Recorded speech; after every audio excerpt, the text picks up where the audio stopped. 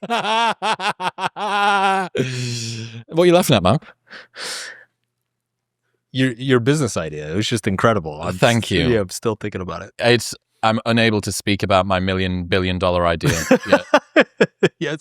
Is that because you don't want anybody to steal it, or because you would never be allowed to speak again? It's a combination of both. Okay. But look, the world will wait. The world is going to have to wait. But when it happens, it's going to know about it. And Andrew Huberman is as well. Yes, for sure. All right. Controversial opinion. Okay. People would need less therapy if they tolerated fewer assholes. Yeah, I think. What? So I hear problems from a lot of people. I get a lot of emails, and I have for almost 20 years now. And it's amazing to me how often people will email me or message me about some issue that's going on in their life, and really it just comes down to like, somebody in your life is a dick. And yet, instead of just being like, you know what, I'm not going to hang out with a dick anymore, I'm going to try to change their dickishness. I'm going to try to manipulate it or control it or convince them or have them see the light and understand their own dickitude. And it's just like such a losing battle. And of course, they always, the email that comes in is like 8 pages long, and it has a full biography of every party involved. And I'm just like, well, what? Maybe just like don't call them back.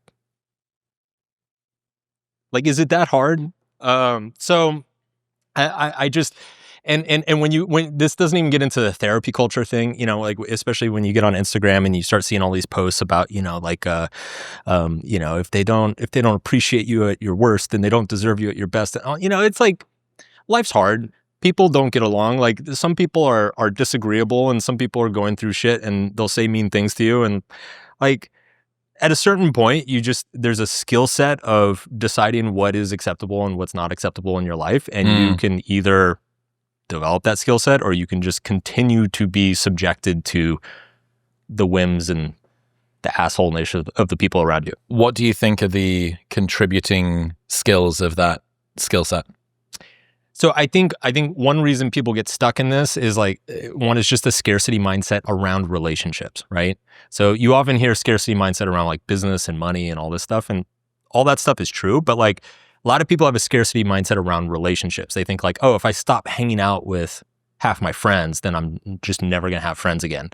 Where it's like, no, there's an abundance of people in the world. And the way life works is that when somebody exits your life, generally somebody new will show up in due time to kind of fill that role. So I think that's one. I think two is just like the courage to speak up, or the courage to stand up for yourself.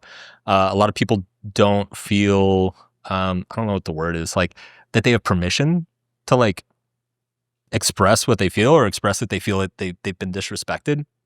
And I also think that a lot of people develop some sort of like codependent emotional attachment to people around them, right? They have their self-esteem is lodged in the minds and mentalities of others. And so if you're not okay, I'm not okay. Exactly. And so the idea of like excising you from my life is literally like psychological suicide. Yeah, exactly. Yeah. So it's just not even an option that occurs to them. So yeah, it's like, it's such a simple thing, yet so many people struggle so deeply with it, which, I mean, I sometimes joke with my team that like my whole job is just telling people obvious things in a way that like doesn't feel so difficult, because like most life problems are actually extremely simple and basic. It's like, how do you break up with somebody? It's like, well, you just say like, I don't want to be with you anymore. But like, that is so emotionally hard and painful. And, most of these life issues that I deal with, or that I write about, it's extremely simple actions that are laden with so much emotional attachments and neuroticism around it. It clouds your ability to see just how simple the problem is. I think with the breaking up with someone thing, how many times in history, what percentage of breakups have used the sentence, I just don't want to be with you anymore?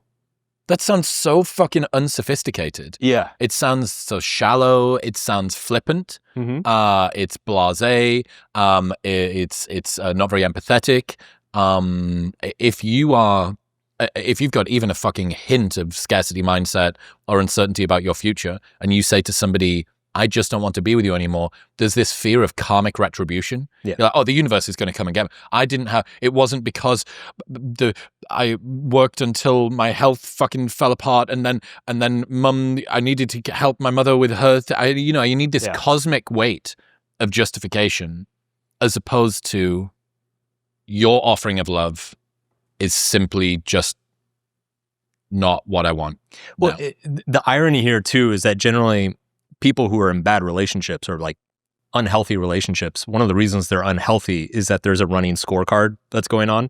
So there's this like running tally in each person's head of like, well, I did this thing for you and I did this other thing for you and you never did this thing for me. And when I was here, like you weren't there to support me. And like, there's just like a scoreboard that's always being calculated. And what those people don't realize is that it's the scoreboard itself that is the problem. It's not that one person is like, quote unquote, winning or losing. And so I think when it comes time to like somebody's like wants to break up or wants to end a friendship or, stop speaking to a family member or whatever, they're thinking of it in terms of the scoreboard. They're like, well, I just need to show this person that my score, like I'm winning the scoreboard right now. And if I'm justified in my departure. Exactly. So if they understand that, then they'll understand why I'm like not going to be their friend anymore. And it's like, well, no, dude, like the scoreboard's actually the problem in the first, like the fact that you feel a need to keep score in the first place means it's a shitty friendship. Yeah. I am also concerned about the therapy language culture, the self-pathologization on Instagram, that somebody wasn't mean to you, they were narcissistic, that this wasn't a bad experience, it's caused you trauma, that you're not sad, you've got depression. And in other ways, you think, well, fuck me, it wasn't that long ago that men, and maybe women too, were just totally in fucking denial of any mental health issues. So it seems like we're incapable of sitting in some nice gray area of good balance in the middle, that we can just go from, no, everything's fine, work until I get PTSD, or even the most sort of micro displeasure is a huge supernova event. Yeah.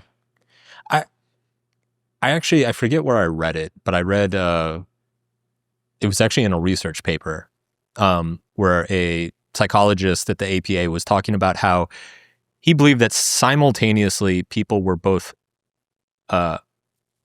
underdiagnosed and overdiagnosed. And the way he explained it is he was like, there's a population of, say, people with depression and anxiety. And within that population of people with depression and anxiety, not enough of them are being diagnosed. Like the majority of them are not diagnosed.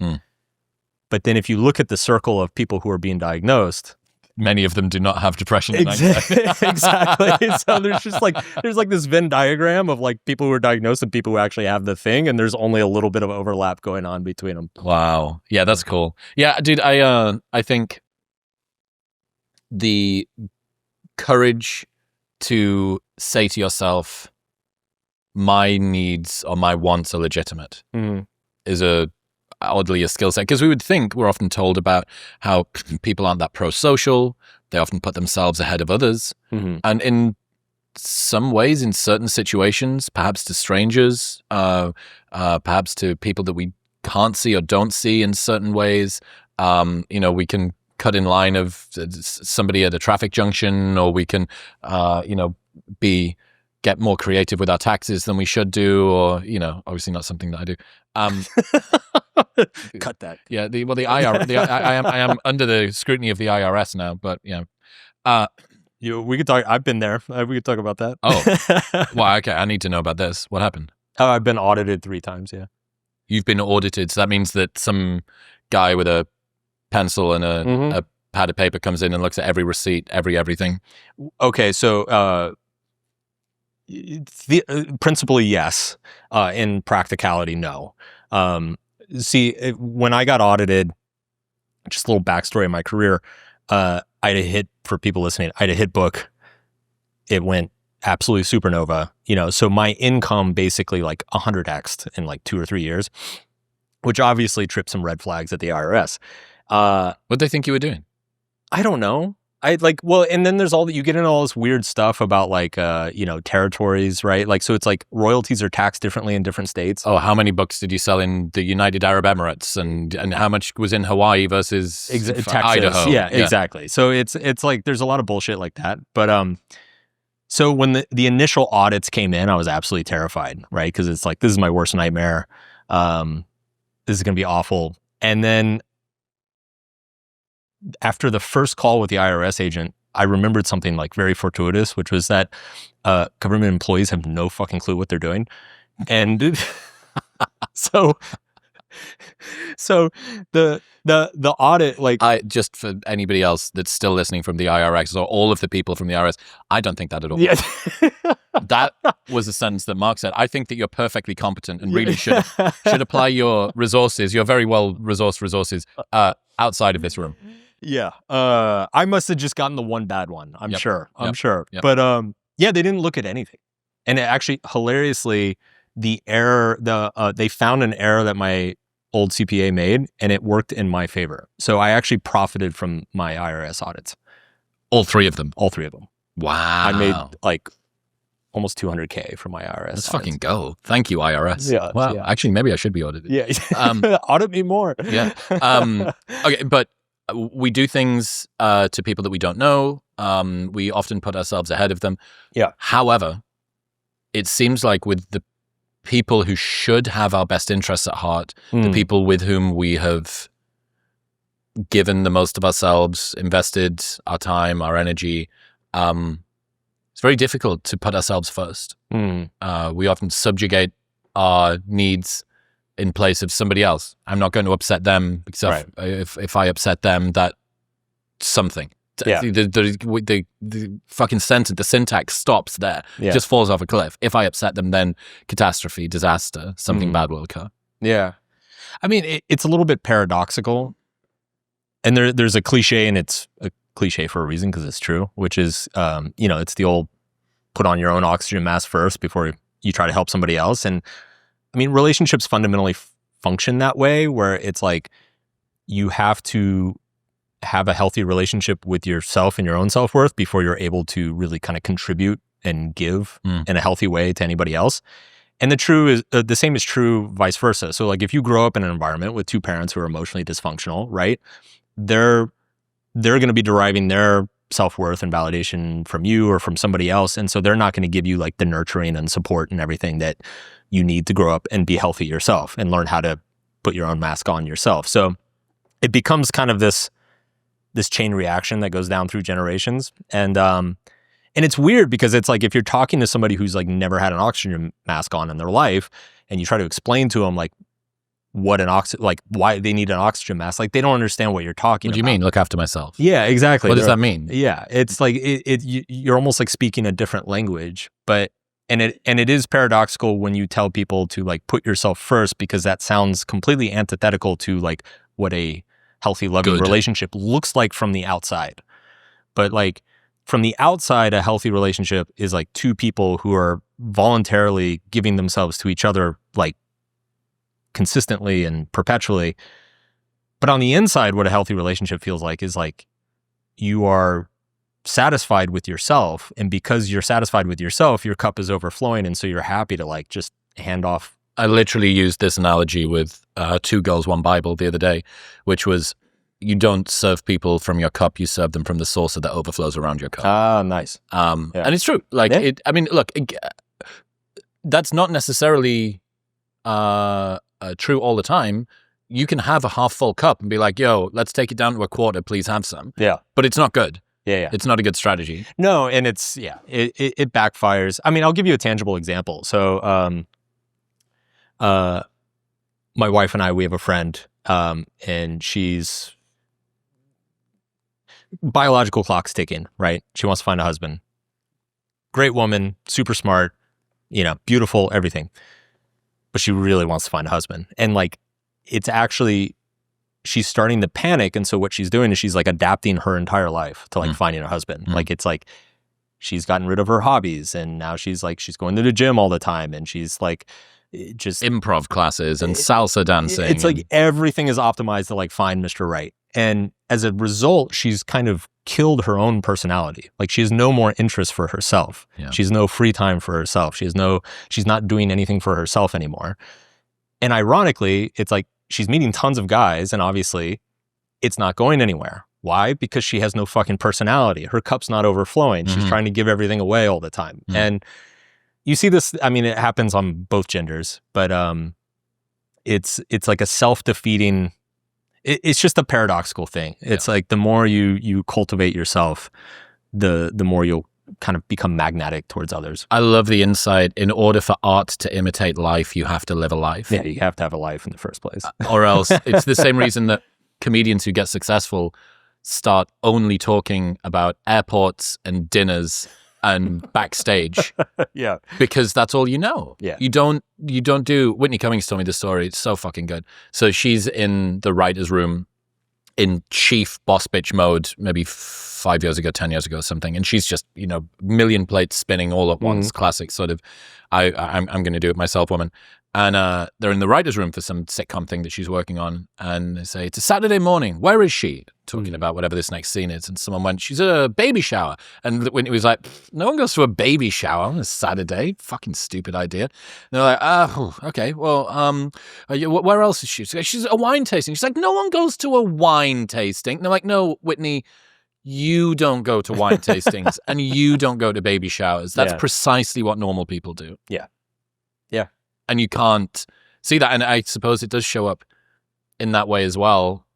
You don't want to just be interested in the other person. You want to be interesting yourself. And most people get the balance wrong in one way or the other. They're way too self-focused. They're way too other-focused. Right. And because it's difficult. It's difficult to have that tolerance between the two. I wonder if that's why like celebrities date each other, because like they have no life. Or we can bond over our mutual non-lives. Yeah. Exactly. All right, next one. Yeah.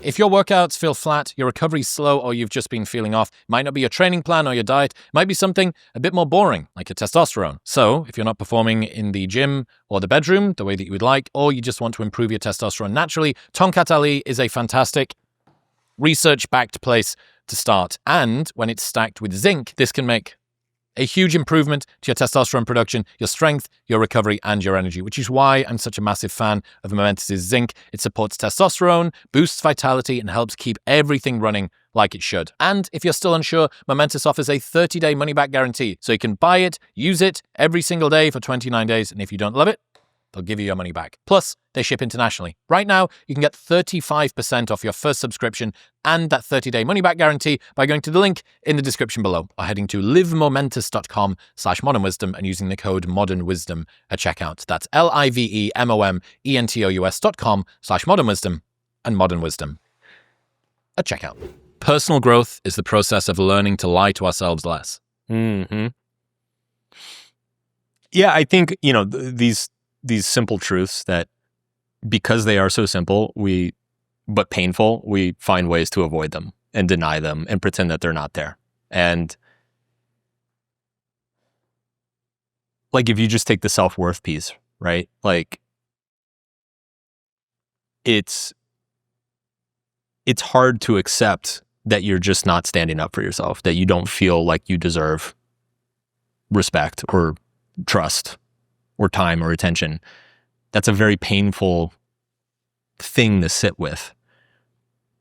So you make up all sorts of stories and narratives and bullshit. It's like, oh, well, women are all like this, and it's the fucking phones and, well, the political thing and, schools these days. Like, it's whatever your like little pet thing is, you just start stacking these narratives on top of each other just to hide that like simple fact of like, yeah, you don't feel like you deserve it. And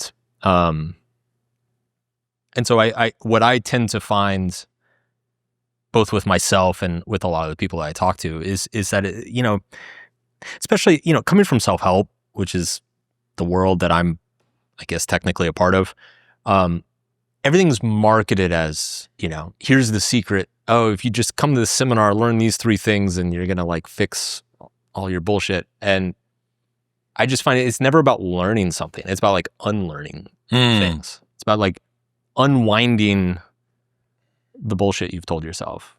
There's a idea I spoke about with Naval, which was cultivated selfishness or like holistic self-prioritization. But there's also another one of cultivated stupidity, which is many of the problems are you going, it's the story of the alchemist, right? You go around the houses to come back to the place that you were at the very start. Yeah.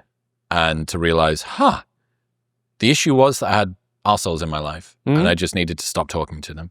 The issue was that I just didn't love my partner that much anymore and I needed to break up with them. The issue was that I wasn't that fired up at my job. And so many of these are to do with quitting, right? They're to do with letting go. Yep. Very few of them has a bit to do with change in taking on something new. Typically you're letting go of something else. I don't like the town or country that I live in and I need to just have the bravery to make the change and go somewhere else.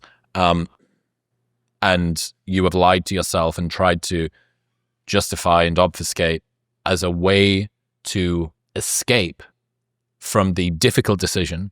And you've started to layer all of these different compensatory mechanisms on top and stories that you've told yourself. And now you have to dig down through them all and go, okay, was it this thing? Was it the self? It was therapy. I must go to therapy. I must find out why I have this attachment style. And it's like, no, you just don't fucking love your partner that much anymore. And you used to, and you feel guilty. Also, you start to see kind of these compulsive patterns show up in people because it's like, so like a narrative I had for a long time, right, was just, I lived as a nomad for about 7.5 years. And I started to get in my head, when I started living in all these different countries, I started getting in my head that there's like an optimal place to live. And the only thing that created for me was a desire to constantly be somewhere else. Dissatisfaction. Yeah, no matter where I was, it was like, something's not optimal, I should be somewhere else. And it really started to wear on me after a certain amount of time. And really like all that was underneath all of that was just simply a fear of committing to a place in a community. Like that was there the entire time. It's just like this fear of like, I was in my 20s.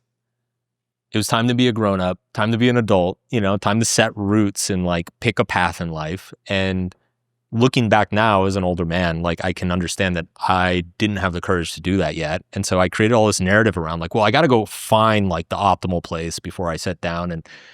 But to find the place, I really got to enmesh in the culture. And so I should probably study some languages and, I should probably split my time between these 3 different continents, maybe a year each, and maybe pick the 5 best countries per continent. And like, let me start researching all that, and it's like, there goes like 4 years of my life. And don't get me wrong, I had a great time. I learned a ton of stuff, but like a lot of it was driven by this avoidance of a very simple truth of like, I wasn't ready to grow up. And as long as I'm on the road and like always booking a plane to somewhere else, I don't really have to grow up. The thing you said something earlier, strategic selfishness or cultivated selfishness. Yeah. So it reminded me of this. Have you heard of this concept, strategic incompetence? No. So I love this. So it's like all the married guys listening will relate to this. So I'm a terrible cook, and you look like someone that would be a good cook. No, I'm awful. You have the hair of a good cook. Oh, thank you. Yeah. Yes, chef. I don't know. Yes, chef. I don't know what that means, but I'll take it. I could just see one of those white, high neck things, like another 50 pounds on you. You'd be great. You're too thin now. I am Fat too Mark thin. Manson would have been fine. I know, thin Mark Manson's a fucking shit cook. I know. Yeah, you're right. Okay. You're right. That ship sailed. Yeah. So one of the reasons I am a bad cook is my wife's an amazing cook. And so if I ever start to become competent at cooking, it means that I will have to start doing some of the cooking. And so it is better for me to just continue being bad at cooking so that I don't ever have to take responsibility for that in my house. people in relationships do this all the time. Like your partner's good at iron one the thing. clothes incorrectly on purpose, put a lot of creases in it. Exactly. And especially men. Around the house. We're particularly bad about it. But it's like everybody does it. People do it at work too. It's like, oh, can you go fax these 20 papers or whatever? And people are like, oh, I've never used a fax machine before. When it's like, it's easy. You could figure it out. But like, you want to be dumb because it alleviates responsibility. I love this concept because I think people do it in all sorts of different areas of their lives, right? Like people can be strategically incompetent at certain things because they don't want to deal with some of these harsh truths. Like they don't want to deal with their self-worth issues. So they're like, they remain dumb in their relationships. Like it actually incentivizes them to continue to like be ignorant and clueless in the people that they associate with, right? I'll give you another example. Like well, you referred to fat, Mark. I was fat for a long time.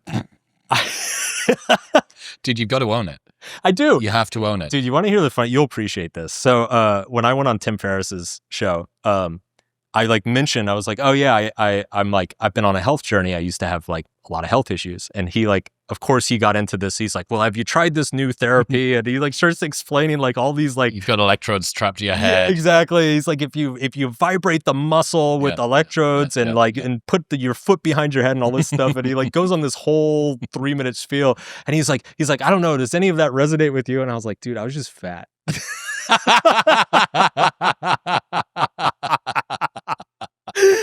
I was just like, I was fat as fuck. I just need to stop drinking. Yeah. Yep. But to the health journey point, I was really unhealthy for a long time, and I was really overweight and really out of shape. And it was, even when it was clear that it was a problem, I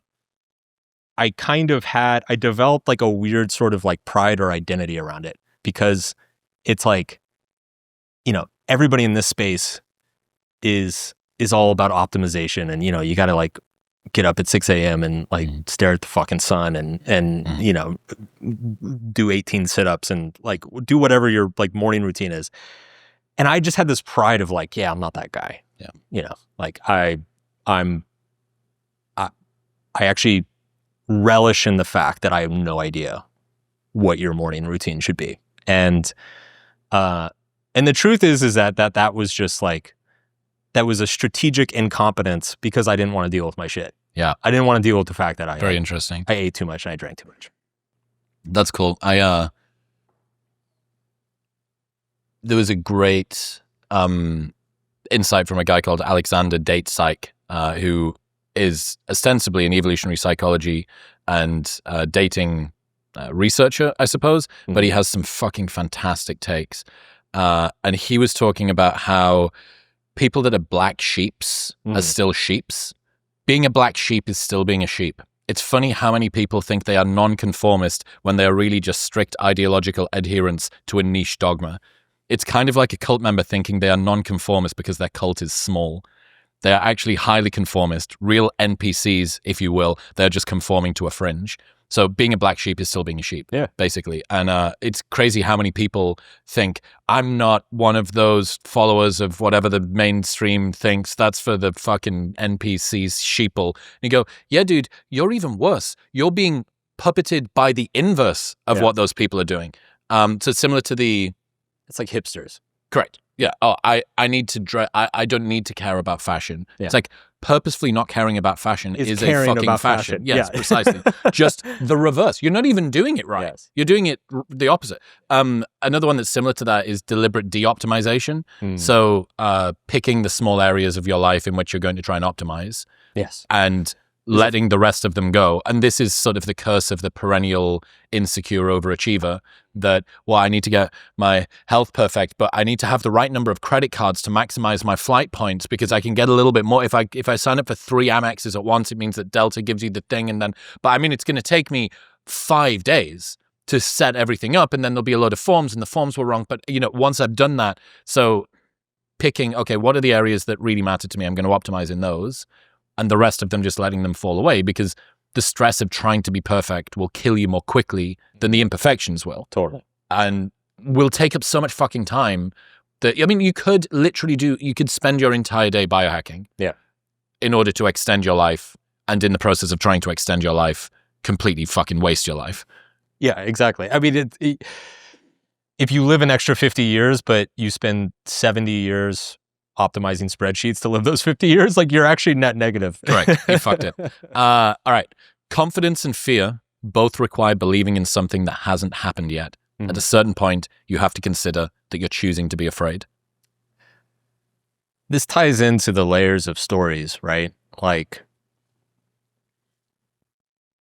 I mean, this kind of comes from, I take a lot of my influence comes from Buddhism and just the core precept of Buddhism, other than life is suffering, is just like not knowing, like you don't know anything, and being like developing a certain level of comfort in that, and still being able to function despite it.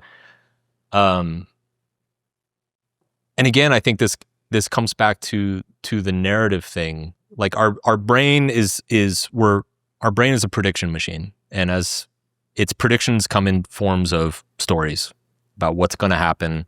Is it going to be a good thing? Is it going to be a bad thing? Is it going to go well? And it's going to do it whether you can't stop it. That's just what the brain does, but you don't necessarily have to believe it. You can watch those stories come and go. You can train your brain to watch those stories come and go, right? And without necessarily identifying or attaching to them.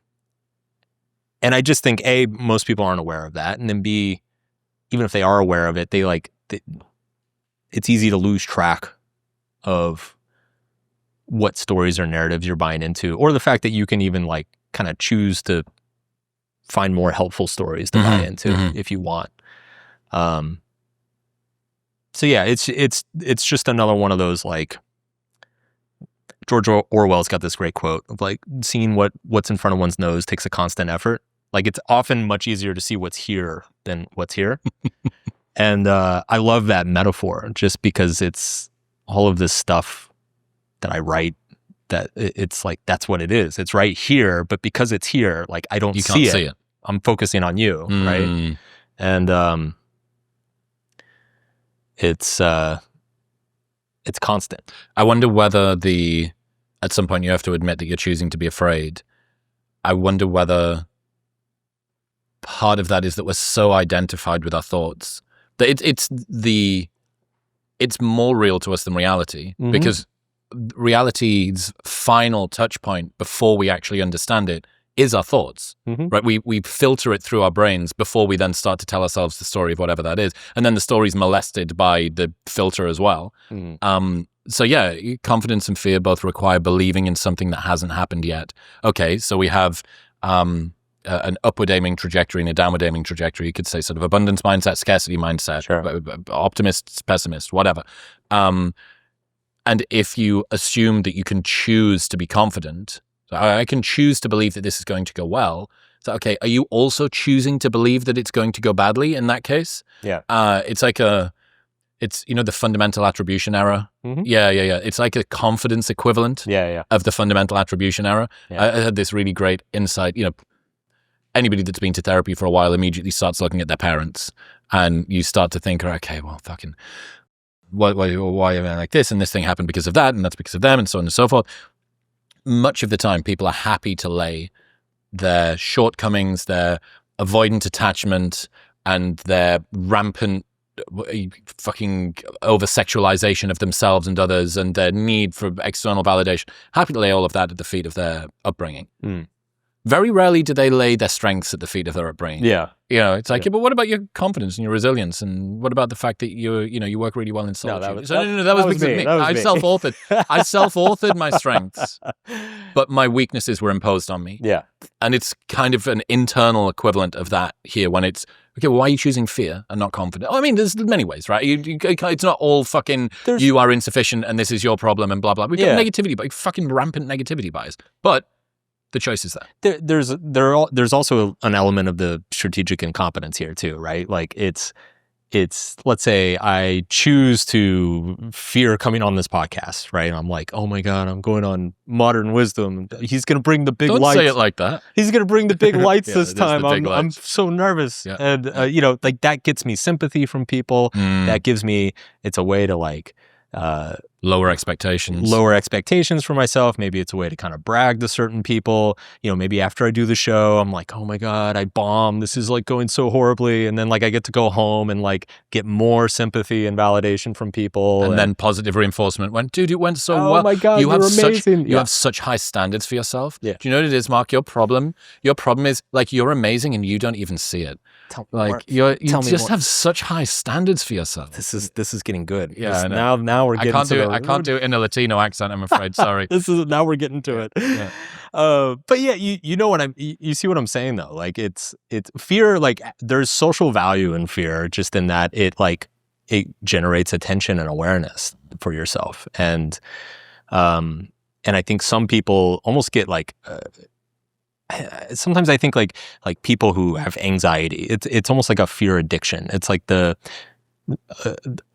this like compulsive validation seeking that happens through always being worried about something. And something's always going wrong. There's always a fire to put out. It is a consistent way to draw attention to yourself, draw reassurance to yourself, bring validation to yourself. And so I do think it's like there are very subtle incentives around people to like choose the fear narrative that maybe they aren't aware of. This episode is brought to you by 8 Sleep. If you struggle to stay asleep because your body gets too hot or too cold, this is going to help. It automatically cools down or warms up each side of your bed up to 20 degrees. It's got integrated sensors that track your sleep time, your sleep phases, your HRV, your snoring, and your heart rate with 99% accuracy. And it'll even start cooling or heating your bed for you an hour before bedtime, which is why 8 Sleep has been clinically proven to increase total sleep by up to 1 hour every night. Sleep isn't just about how long you rest, but how well your body stays in its optimal temperature range throughout the night. And 8 Sleep has absolutely perfected this. And when I'm on the road like I am right now, it feels fucking medieval to not be sleeping on a cooled mattress topper. Best of all, they've got a 30-day sleep trial, so you can buy it and sleep on it for 29 nights. And if you don't like it, they will give you your money back, and they ship internationally. Right now, you can get $350 off by going to the link in the description below or heading to 8sleep.com/modernwisdom and using the code modernwisdom at checkout. That's EIGHT sleep.com/modernwisdom and modernwisdom at checkout. I had a great conversation with this guy, Dr. Russell Kennedy. He's the anxiety MD. Dr. Guy specialized in anxiety. He's equally bottom up as well as top down, which I really love. So he's okay, what's happening in the nervous system? Can we do some breath work? Can we get you to fucking meditate and chill out a little bit? And what's the story you're telling yourself? Do you need CBT? Do you need ACT therapy? Blah, blah, blah. So I wrote this little essay that I'm going to read to you about it after this week. I've been thinking about impediments to happiness, and I can see 2 obvious roadblocks. First is wanting things to be different. Happiness is the state when nothing is missing. When nothing is missing, your mind shuts down and stops running into the past or future to regret something or to plan something. If you want the world to be different, your happiness is held hostage until that change occurs. Sometimes this is an actual change you need to make. To leave an unhappy relationship, change from an unfulfilling career, complete a difficult conversation, and we will often remain in years of misery to avoid a few minutes of pain. The second roadblock, this is the one that's related, is uncertainty. Humans never genuinely pursue happiness. They only pursue relief from uncertainty.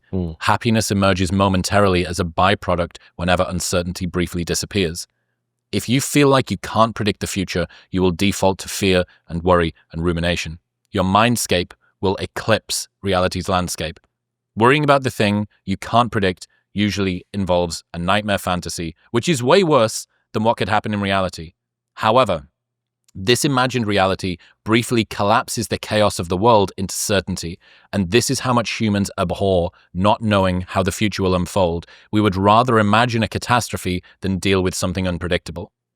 Sometimes these situations overlap. A family member gets an uncertain medical diagnosis and we can't be with them. We argue with our partner while we're apart and we don't know how they're feeling overnight. We try to mend a broken friendship with a letter and haven't yet got a reply. So if you're feeling unhappy, look to where you're uncertain and where you want things to be different first. But it's that humans abhor not knowing how the future will unfold so much that we would rather imagine a catastrophe than deal with something unpredictable, because it collapses the set of, well, at least I know what it, I mean, it's terrible, Right. but it's not unknown. Right. And that's how much we don't like things that are unknown. Which, if you zoom out from like an evolutionary point of view, it makes sense, right? Because we're not evolutionary optimized to be happy. We're evolutionary optimized to be predictive and adaptable to our environment, effective, right? Yeah. So its happiness is actually just a lever in our brain that our biology is pushing and pulling to get us to do the right things or worry about the right things. It's just our biology is not used to, watching 2,000 TikToks a day. Eventually, you'll realize that it's better to be disliked for who you are than liked for who you are not. Then everything will change. Yeah, being liked for who you're not is not being liked, right? Even if you get people to like the performance that you're putting on, you never get the satisfaction of being liked. Because it's not you, it's the performance. And it actually backfires because it just reinforces that you have to perform more. You're not good enough. Yeah. You're not acceptable. Yeah. I think this was the fundamental, there was many, but I think that this is one of the fundamental issues with the pickup artist movement, the way that it came about, that what it taught men who were struggling with women was that, hey, you can be really effective with women. You just need to not be yourself. You just need to be. Dude, I saw this firsthand so many times. I remember. Like I saw. People don't know that you wrote Models, dude. The best dating advice book for men. Everyone should go and get it on Audible and go back in 2014 that came out. 13. Fuck, 12 years, dude. That's insane. That's, if you're a guy who wants to improve, I would say, Mate, Be the Guy Women Want, Jeffrey Miller and Tucker Max, and Models by you. The two. They were the two car garage of. Thanks, man. Yeah. Sick. I used to coach those guys, and it was funny because I saw it all the time. Guys, they'd learn the lines, they'd practice the techniques. Did you see the midget fight outside? Yeah, yeah, exactly. Who lies more? But and a lot of them, they would start getting laid, and then they would get laid. Like, you would take these kind of awkward nerds who had never had a girlfriend, never hooked up. They'd learn all these tactics and stuff. They'd start getting laid all the time, and they'd actually feel worse about themselves. They'd actually get more depressed. And it was exactly this. It's like they're not, the fact that they had to learn a performance to get a woman to like them just reinforced how unlikable they were. You're not good enough. Yeah. Eventually you'll realize that it's better to be disliked for who you are than liked for who you are not. It took me a 15-minute TEDx talk to say that. I'm not kidding. I did an entire 15-minute TEDx talk. It took fucking months. It took so long. But yeah, I had this insight doing club promo that toward the end of my 20s, I'd achieved success in a lot of the ways that society tells a young man that he should be successful. It's similar to, not massively dissimilar arc to yourself. Right. You got notoriety, you have sort of social access, women, and like a little bit of money and stuff, and you're comfortable, and people know who you are, and all the rest of it. It's like, fuck, like, why does none of this success really, like, feel real? And I realized that a persona can't receive love, it can only receive praise. It's saying, hey, well done Gladiator, not well done Russell Crowe. Well done Thor, not well done Chris Hemsworth. There's this sense that, if you're not being who you truly are, all of your successes will feel hollow because people aren't in love with you. They're just applauding the role that you play. And you're always, at best, the closest that you get is being 1 degree removed from your successes. And much of the time, you're 4, 5, 6, 7 degrees removed from it because it's okay. I, Chris, must work out what him, Mark, wants me to say when he said, hey, what do you think about the new Avengers movie? It's like, reverse engineer, what do I know about what Mark likes about the Avengers movies and the franchise, and what do I think that is predictive? I think it's good. Yeah, it is good. Yes, it is good. I knew it was good, and there's always this performance that you have on, which again, just reinforces you cannot be you. Which is, it's also exhausting. It's like such a draining mental exercise. This way, I hate networking. I'm a terrible networker. And I think part of it is I feel like I have to do that a little bit. Like, I don't naturally see, this is why I don't have guests on my podcast anymore. Because I'm not like, keeping on top of them? I don't really care. Like, I'm not super curious about like, oh, I wonder what that guy across the room is like. Like, that's just not me. I'm like very low key, introverted.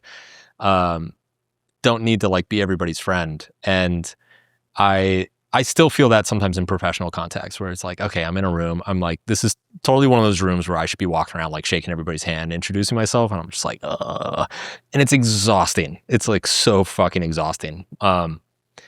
So yeah, I can't imagine living like that. Like, it's okay when it's just like this one sliver of my life that I only occupy briefly, each year. But to never switch it off when you get home. If you're going through your whole life that way, and especially, yeah, if you're that way with your partner, if you're that way with your friends, it's just, it seems like such a miserable way to live. It's the reason for, how would you say, front-loading being yourself in the extreme as early in a relationship as you think that person can tolerate. That's very carefully chosen words. I was single last year for the first time in a long time, and certainly for the first time being this version of me. Yeah. And I had a strategy of an intellectual shit test. Okay. Which was kind of like, you told him your business idea. Yes. I knew that you'd keep it in your mind. Everyone's gonna be like, "What's his $1 billion idea?" Like, you don't get to find out. Yeah. It's, if you imagine negging, but instead of insulting a girl, sending them Psychology Today articles and seeing if they say something interesting in response. Yeah. And it was, look, this is something that's interesting to me. Human nature's one of the like, if you're going to get into a relationship with me, yeah, I'm going to send you lots of articles from Substack, okay? Yeah. And I'm going to expect at some point over the next week for us to have a chat about one of the things that I've sent you. Yeah. That's hopefully remotely interesting to you. And if that doesn't, it's a relatively innocuous but pretty good front-end filter for, maybe I'm not going to be reading articles at the same velocity that I am now in 10 years' time, but I imagine I'm still going to be intellectually curious. And this is a good rough-hewn rubric. And like a cute, oh, isn't this interesting? Do you see that article about how Taylor Swift's changed, whatever the fuck? Like, that's interesting. So I'm like, okay, I'm going to do that. And I think an older version of me, or a younger version of me, sure, would have been, well, that doesn't necessarily fit what a cool guy would do. Like, are you really going to send this article about like the mating habits of zebras and how it's different to horses, and the fact that that's like really interesting because of the different environment they grew up in, some bullshit? It's like, yeah, actually, that's actually a really, really good thing to do. And the story that it reinforces in yourself is, I am allowed to be me. Who you are. I'm allowed to be more me Yeah. sometimes than I even, especially if you can tune it up at the start and push yourself beyond your comfort zone, because you go, I'm future-proofed for like, I wouldn't have usually done this for 2 years. Yeah. And, I've got myself to... It's funny you brought up models, because like I'm remembering now, one of the central points in that book, which at the time was controversial, was that as a man, you're not optimizing to get laid as many times as possible. You're optimizing to be happy with women. Like, that's the whole point of this. Mm-hmm. Like, whether you get laid, whether you date and sleep with one woman or 100, what matters is your happiness. It's not like you can get to that. It's not the body count, right? And like what you just described is, I'm just having flashbacks of when I was in that industry. Like, I would say things like that. I'm like, yeah, dude, send them zebra articles, like, because then that's going to show you if she's the type of girl that you're going to enjoy being with. And, guys would be like, well, good luck getting laid with zebra articles, and they'd look down on it. They'd call you fucking beta and pussy. Hang on. So you're prepared to sacrifice something that you know that you do want for something that you think that you do want. Yeah. With someone who doesn't actually want you, because you can't be you in order to get the thing that you think that you want. I didn't follow all that, but yeah, sure. Sick. All right. Wait. Okay, go ahead. No, you go ahead. No, I was going to tell a story. Tell a story. So the night I met my wife, I met her at 3 a.m. in a nightclub in Brazil. And within 5 minutes, I somehow ended up in a conversation about Russian grammar and how it was different from Romance language grammar. And she actually sat there and listened the whole time. Dude. and she was like asking questions. She was like curious about it. And I remember that moment. I was like, holy shit, she's still here. Like, and I was like, wow, we're going to get along really well, you know? And, but yeah, it's funny. It's like one of the first conversations she and I had. Yeah, I mean, I think a lot of guys want to date a Brazilian. I'm not convinced that they would have zeroed in on Russian grammar and Romance language as the way into their heart. But look, I mean, you were the guy that wrote the book. So. Yeah, whatever works, right? Before we continue, you've probably heard me talk about Element before, and that's because I'm frankly dependent on it. For the last 3 years, I've started every morning with Element. Element contains a science-backed electrolyte ratio of sodium, potassium, and magnesium with no sugar, no gluten or artificial ingredients or any other BS. It plays a huge role in reducing muscle cramps and fatigue while optimizing brain health, regulating appetite, and curbing cravings. That's why it's used by everyone from Dr. Andrew Huberman to Dr. Mike Israetel, Olympic athletes and FBI sniper teams, and me. This orange flavor in a cold glass of water tastes like a beautiful, salty, sweet, orangey nectar, and there's a no questions asked refund policy, and you don't even need to return the box if you don't like it. That's how confident they are that you'll love it. Plus, they offer free shipping in the US, and you can get a free sample pack of all 8 flavors with your first purchase by going to the link in the description below or heading to drinklmnt.com/modernwisdom. That's drinklmnt.com/modernwisdom. Sorry to break it to you, but it's impossible for someone who destroys your mental health to be the love of your life. Obsessing over someone isn't love, it's fear disguised as affection. Unhealthy love often feels exciting, dramatic, and profound, but hurts us in the long run. Healthy love often feels dull, peaceful, and repetitive, but it heals us in the long run. Yeah, I think fundamentally people mistake intensity of emotion for positivity of emotion. They ride the roller coaster of a dramatic and toxic relationship, and the highs are so high and the lows are so low, and they just think that, well, this is part of it, right? Because they're experiencing both extremes. It's like by far the most emotional experience they've ever had around anything in their life. And so they assume, oh, okay, well, this must be what it is. But it's not that. It's actually, there shouldn't be this like insane oscillation between the highs and lows. There, of course, are highs and lows with every relationship. Like, that's natural, but not daily. It's what you want. What you want to optimize is like, you know, the average baseline, right? That you return to.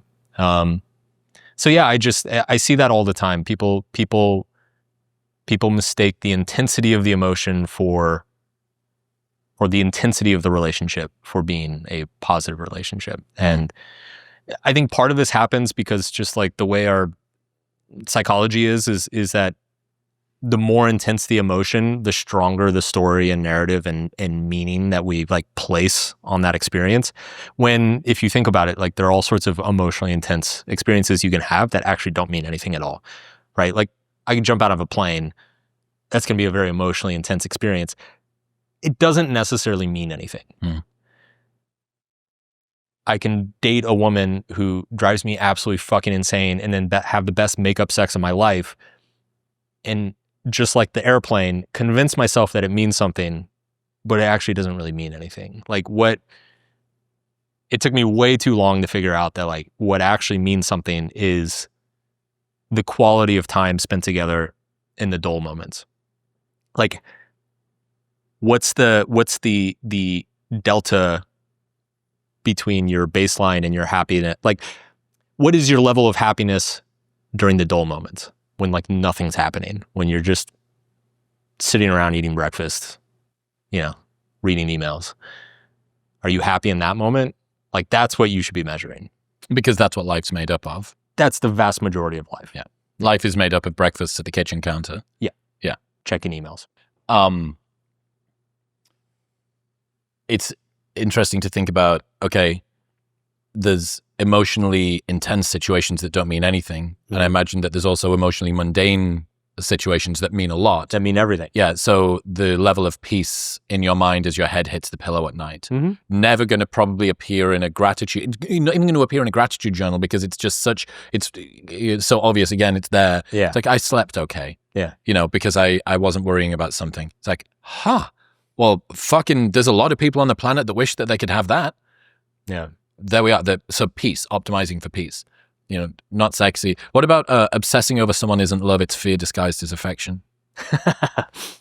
Yeah, because obsession is driven by a fear of loss. You know, when you're obsessing over somebody or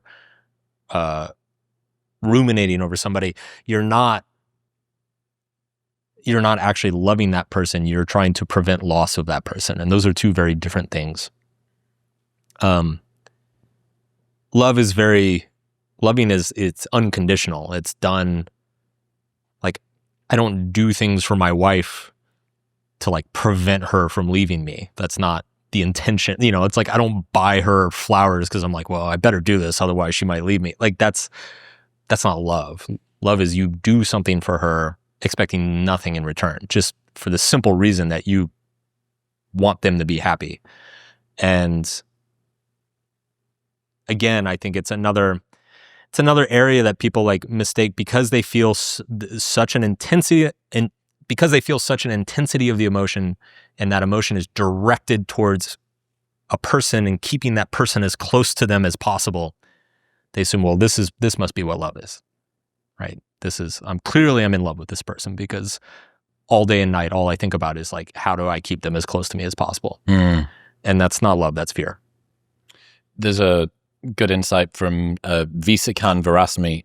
He says, I think he calls it the divorce paradox, which is why do people who from the outside seemingly have a perfect relationship, why do they end up breaking up? And it's because as a society, we haven't fully internalized the lesson that it is not the highs but the lows and how you manage them that make or break relationships. Yeah. And outwardly, it's rare that you see two people arguing. They'll put the face on, they're having a good time at the wedding or at the dinner or whatever it might be. But then when they go home, they're fucking shouting and screaming and calling each other names and sleeping in separate rooms.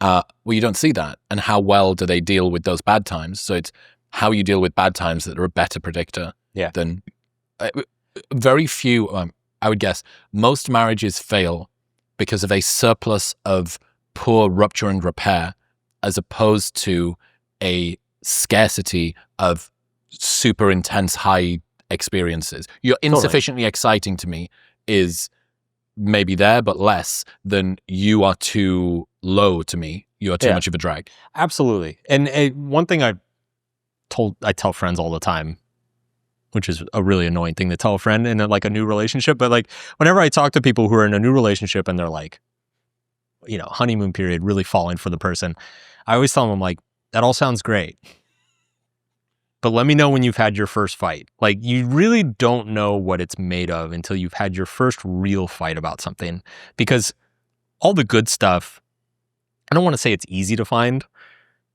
but it is relatively, it's not scarce. Like, you can find somebody who you have a lot of fun with. You enjoy being happy? Hey, me too. Yeah, it's like, oh, you like the thing? I like the thing too. Let's do the thing together. Like, that's not that complicated. What's complicated is when all of her childhood issues come up and get triggered because of the thing that you said, because you've got this blind spot in your life that you haven't dealt with, and then you start really going at it. And it's really the quality, like you said, the rupture and repair, the quality of the fighting, like how communication always breaks down to a certain extent during fights, but it's like, how deeply does it break down? Does it get nasty? Does it get personal? And then similarly, how quickly do you recover from it? And do you recover from it, or do you hold it against each other? Do you start the scoreboard? You know, it's like, okay, it's 1-0, right? If the scoreboard's there, it's over. It's just a matter of time. I don't care how smart or beautiful they are, how many companies they started or degrees they have. They're insecure and they have no fucking clue what they're doing either. Feeling like you have no idea what you're doing is the price of entry to achieving your dream. I feel like this just like undermines your entire podcast. I have never claimed to have any idea about what it is that I'm doing. My guests may have done. Yes. You included. No, but yeah. I mean, I think it's so a good friend of mine had a really funny story around this. So a really good friend of mine back in New York, startup guy, super smart. Startup founder, had an exit, did really well, went to work for a VC, did really well at the VC, and then eventually got brought in by like one of the 20 or 30 biggest companies in the world to advise and help manage. Like they're doing like an internal incubator. And basically they wanted him to come in and kind of like advise their projects or whatever. So, and this guy's like 30, right? So he's like climbed the mountain, climbed the next mountain, and now he's like being brought into like one of the biggest companies in the world, literally household name. And he's supposed to be in charge of like all these like special projects and new innovations and stuff. And I remember he came back, I like had dinner with him when he got back to town. And I was like, dude, how was it? And he just looked at me and he's like, I just had this realization of like, it's fucking idiots all the way down. Like, I always thought one day I'm going to walk in a room and it's like, okay, these are the people that know what's going on. These are the people who like have the plan and have figured it out. And these are the lords of the universe. And they're like secretly like pulling the puppet strings behind the scenes. And the rest of us are just trying to keep up. And he was like, yeah, nobody knows what the fuck they're doing. Like he's like, it's a disaster. It's a complete and utter disaster. And he's like, I don't know what I'm going to do, but they're paying me a ton of money. So, I always love that story, and I love that phrase. It's idiots all the way down. And I include us in that. Like, I think it's we're all just like chipping away at our own idiocy, slowly but surely, publicly. But I do think that there's a fair trade to be made, and certainly one that I've made, even more perhaps than you, as somebody who's actually written legitimate books.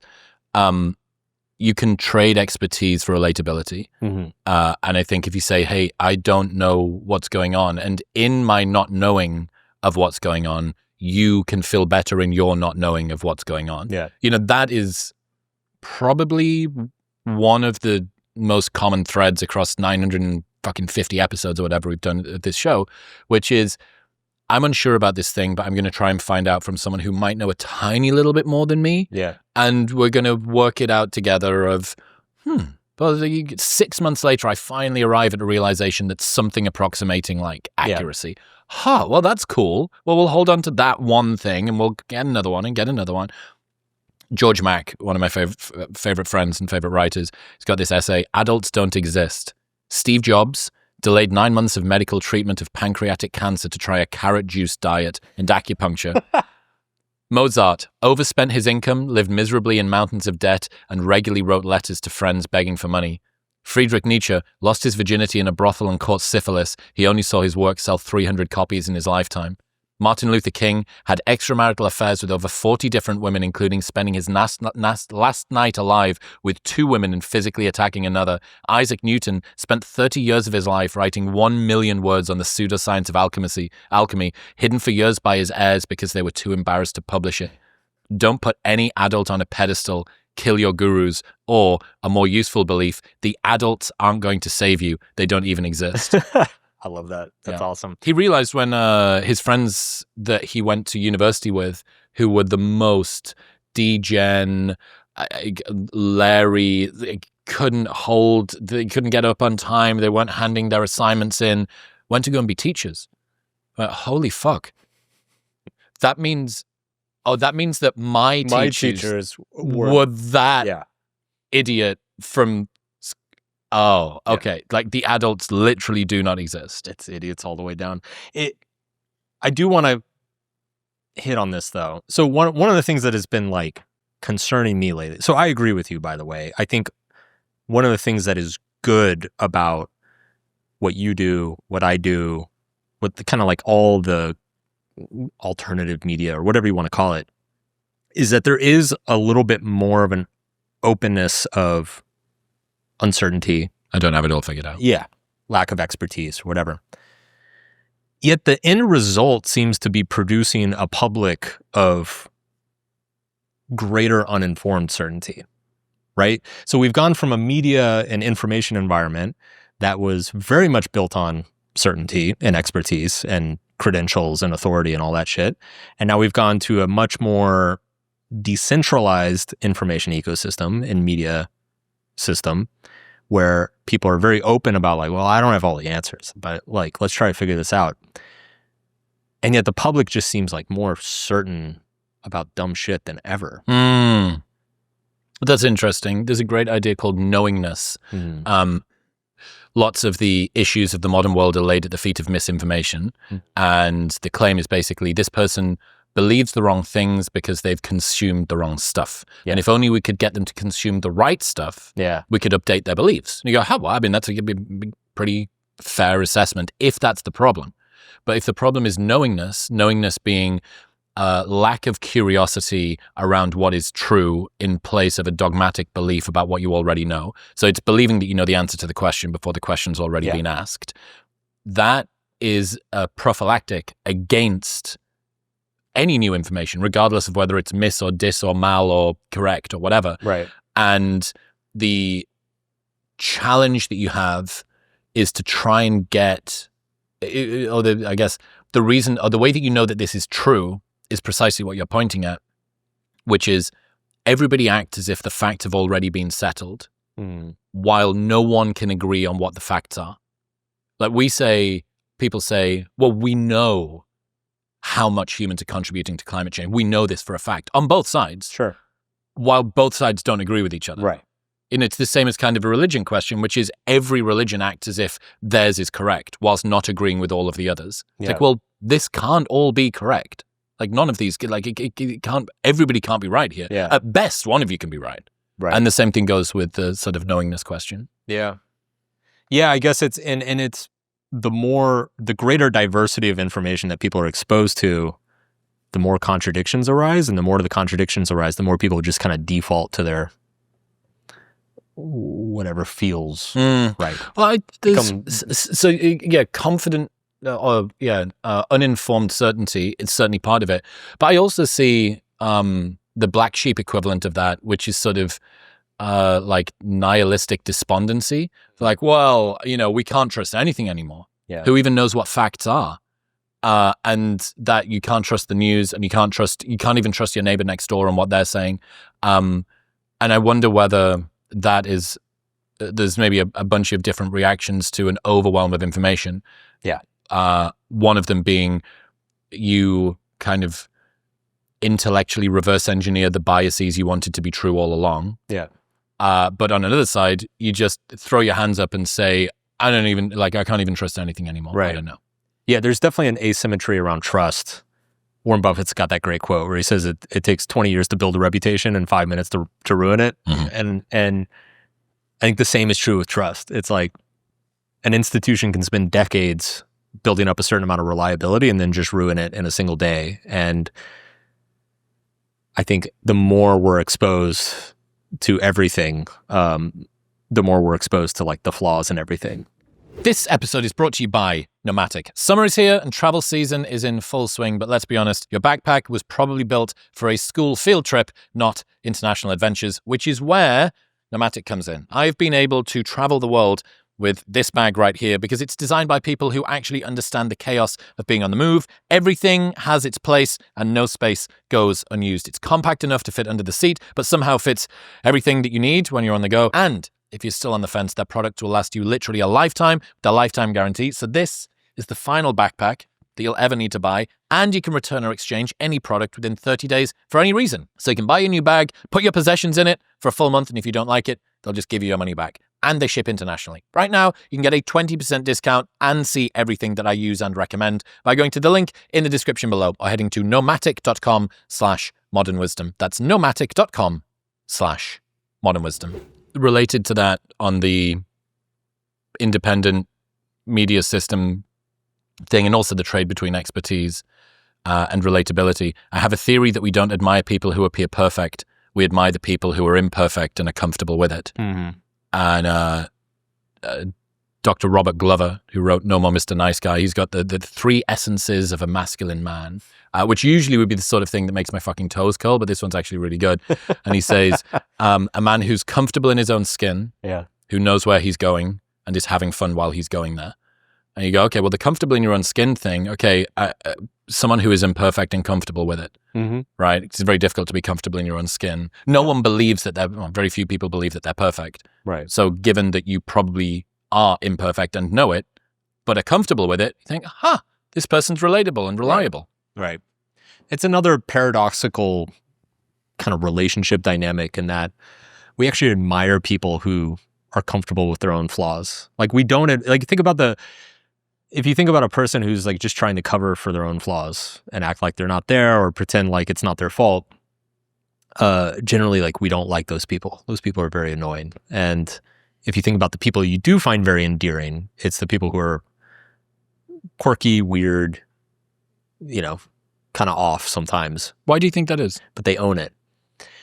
I actually think it comes back to the trust thing. I think it's like if I see somebody who's a little bit weird, but like owns it, and is like, yeah, I just got this, I'm just kind of an oddball.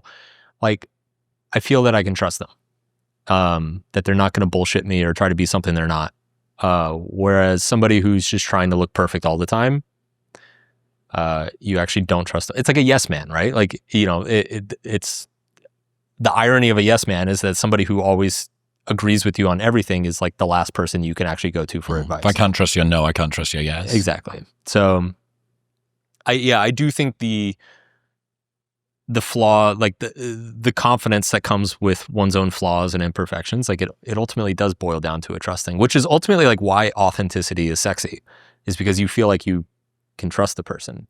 Yeah, I mean, there's an idea again from George. He's so fucking good. He just did this high agency essay. Everyone should go and see highagency.com. His essay is available on there. It's fucking sick. But this one, non-fungible tokens, NFTs, there was a big boom, 2021, when everyone had COVID money and didn't know what to do with it. He's got this idea of non-fungible people. And that's basically the same as what you're talking about here. He uses his mum as an example. And his mum fucking hates fighting. Like, can't bear physical altercations. And apparently she was on the phone with George's brother, I think 20 or something. He's some young guy. And she's driving in the car on her own. And she sees 2 young boys fighting by the side of the road. So she stops the car in the middle of the street and gets out and sort of fucking Arthur Shelby's them or Tommy Shelby's them. She's like, no fucking fighting, no fucking fight. Like, she's got these 2 apart, but the son is still on the phone. Like, Mum, what? And she's like, it's 2 people fighting. I must get out and I must stop it. It's like middle of the street, got out, like 2 people she doesn't know, like totally didn't need to get, could have got punched, could have like anything. Gets back in the car, tells the son. And George made this point that at her funeral, nobody's going to talk about how she was always on time or, the quality of the pasta al dente that she cooked or whatever, but she was the sort of woman that stopped a car in the middle of the street to stop people from fighting. And it's just that's a non-fungible person. It's interesting to think about, like, what are the stories that are going to, it's interesting to think, what are the stories that are going to be told at your funeral? Because it's never, I mean, obviously there's stories of like you being very charitable or loving or whatever, but like people always find quirky shit like that. Like they find the NFT version of whoever you were. In what areas were you non-fungible? Yeah, like, well, where were you an oddball? What's the inside joke that everybody at the funeral service is going to laugh and understand? Yeah, dude, you remember when he ... Yeah, exactly. Oh, he did that to you too? Yeah. Yeah, I know. Didn't we love him? Like, he was so great. Yeah. If you aren't naturally tired at night and excited in the morning, then you probably haven't found something meaningful to work on. You are not stressed from doing too much. You are stressed from doing too little of what you care about. So this is a drum that I bang on endlessly to the productivity crowd, and I feel like it just gets ignored, but I think emotion is the most important productivity system.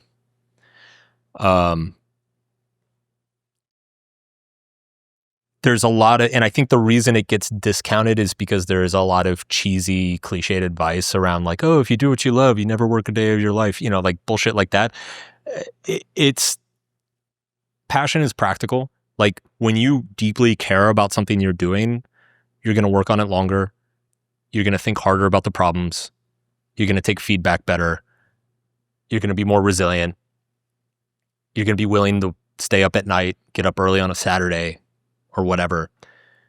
Like emotion is actually the highest leverage system within yourself towards whatever your productivity goals are. And I just feel like so much productivity advice is disembodied.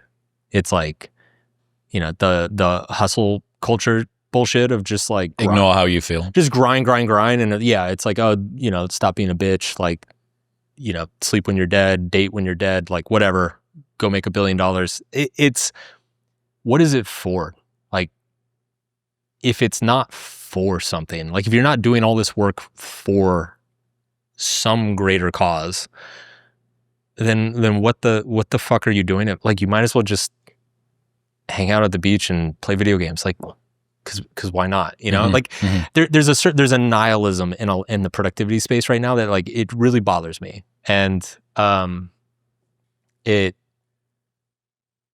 because A, I don't think it's healthy, but B, I also think it's like just bad advice. Like the best advice is find something you really fucking love and care about and give yourself to it. Bukowski's got this great line. He says, find what you love and let it kill you. And there's like so much beauty in that, because when you find a craft or a trade or a skill that like you deeply, deeply care about, or a mission that you deeply, deeply care about, you become willing to trade yourself for that mission. And you are like, when you trade your time, you are literally trading your life for something. So what are you going to trade it for? And what is the point of making that trade? So get $1 billion, you know, get 100 million followers. Like, whoop these fucking do. Like, what does that mean? You know? So I continue to bang that drum. Hopelessly, yes. But I don't get invited to the same the biohacking conferences that my contemporaries do. So Joe Hudson's got this wonderful line. He says, enjoyment is efficiency. Yes. That he looks at however much enjoyment I get out of doing a thing is just a direct correlate with how efficient I was at doing it. That the more that I enjoy something, the more efficient I'm going to be. Dude, people, and it's double-sided as well, right? Like the better you get at something, the more you fall in love with it. And the more you love something, the more patience you're going to have to get good at it. And so it's just like, to me, it's like the most obvious entry point. But I think a lot of people develop kind of like fucked up relationships with productivity and work. And I say this as like a bona fide workaholic. Well, I was going to say, you know, you have found something that you love, and you have done it so much that it almost killed your passion, or at least acutely killed your passion. You wrote 3 books in 3 years? Three books in a movie in 4 years. Yeah. Yep. And then needed to kind of just play PlayStation for basically a full year after that to recover. Yeah, but it's interesting because in hindsight, I think the reason that happened is I actually lost sight of what I was doing and why I was doing it, right? So early in my career, was blogging, doing the creator thing in the early 2010s, fucking loved it. Book blows up, all these opportunities show up, big book deals, movie deal, you know, world tour, all this shit. Start saying yes to everything because it's like, well, when's this going to come around again? And basically gave 3 to 4 years of my life to a bunch of stuff that wasn't optimizing for what I cared about. It wasn't optimizing for the mission that had driven me throughout most of my career. It was optimized for, fuck, that's a lot of zeros on that contract. Like, I should probably say I should probably say yes to that, you know? And don't get me wrong, like I think it's okay to do that in bits and spurts. But it's not long-term sustainable. And I think a lot of people develop, and it took me a number of years to kind of get back to what I love and appreciate about my work, and like getting that mission focus again. But I do think people often use productivity as like, they develop a toxic relationship with productivity. It becomes a way to outsource their self-worth and avoid dealing with a lot of these like simple truths that they don't want to admit about themselves. And you can definitely we live in a culture that will gladly encourage that. Correct. Yeah. I mean, I've always thought about Billy McFarland, the guy that started Fire Festival. Yeah. It's the fucking prototypical example of this. I always thought about if Billy McFarland had managed to string together a semi-coherent festival, he would have been hailed as the Steve Jobs of marketing. Yeah. Nothing could have changed, or nothing would have needed to have changed in his motivation for doing it, his like shameless requirement for self-promotion, the deception that he was going through with his investors, the fact that he didn't know he was the adult that didn't exist but saying that he did, all the way down.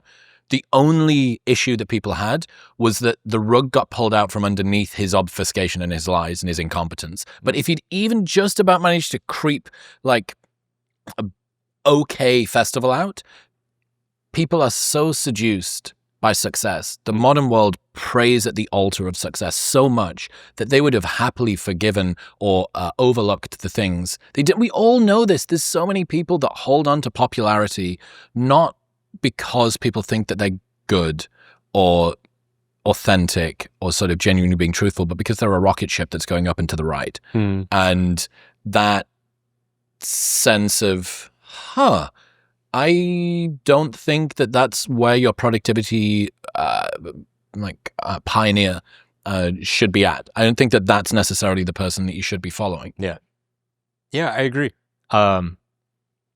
It's funny too, because I see so much of this stuff and like so much productivity advice. It's funny to me. So much productivity advice is actually catered to people who are using their productivity as a way to escape their problems, right? It's all about morning protocols and when to set your alarm and, hey, do this thing in the first 5 minutes or whatever. And like, I don't know. I look at that. I'm like, okay, first of all, I'm up by 6 without an alarm and I can't fucking wait to get to my computer. Like, I'm like, I don't have a routine. I'm like already awake. I'm awake because I'm excited. Like as soon as my eyes open up, I'm like starting to think about what I'm going to do that day. And I'm so excited that I get out of bed and I'm in front of my computer within 3 minutes. And like, why would I use a protocol? Like, why would I need like a habit tracker or like, all this stuff? Like if the emotions are aligned, like everything takes care of itself. Mm-hmm. Whereas if the emotions aren't aligned, then you have to spend all this extra energy. It's like the performative thing, right? With people in relationships. It's like if the emotions aren't aligned, then you're like basically self-flagellating to get yourself to perform all these actions that are ultimately performative. It's like, okay, I put in 12 hours today. I got these 6 things done. I hit these KPIs this month. My new nighttime routine demands I do these 6 things. And it's like, there's a certain healthy rhythm that like naturally emerges as with most things when, the systems are aligned. That was an interesting transition that I had. We had, when did we have dinner? It was about a year ago when we did that dinner. No, it must have been a little over a year ago, I think. Yeah, it was like a year and a couple months. Okay. And that was me as in the trenches as I've ever been. You were going hard. Correct. Yeah. And since then have learned to back off a little bit. Mm-hmm. But in that, as you take your foot off the gas or as you speed up, you sort of notice changes in life, and you could make an analogy to sort of acceleration or deceleration in things.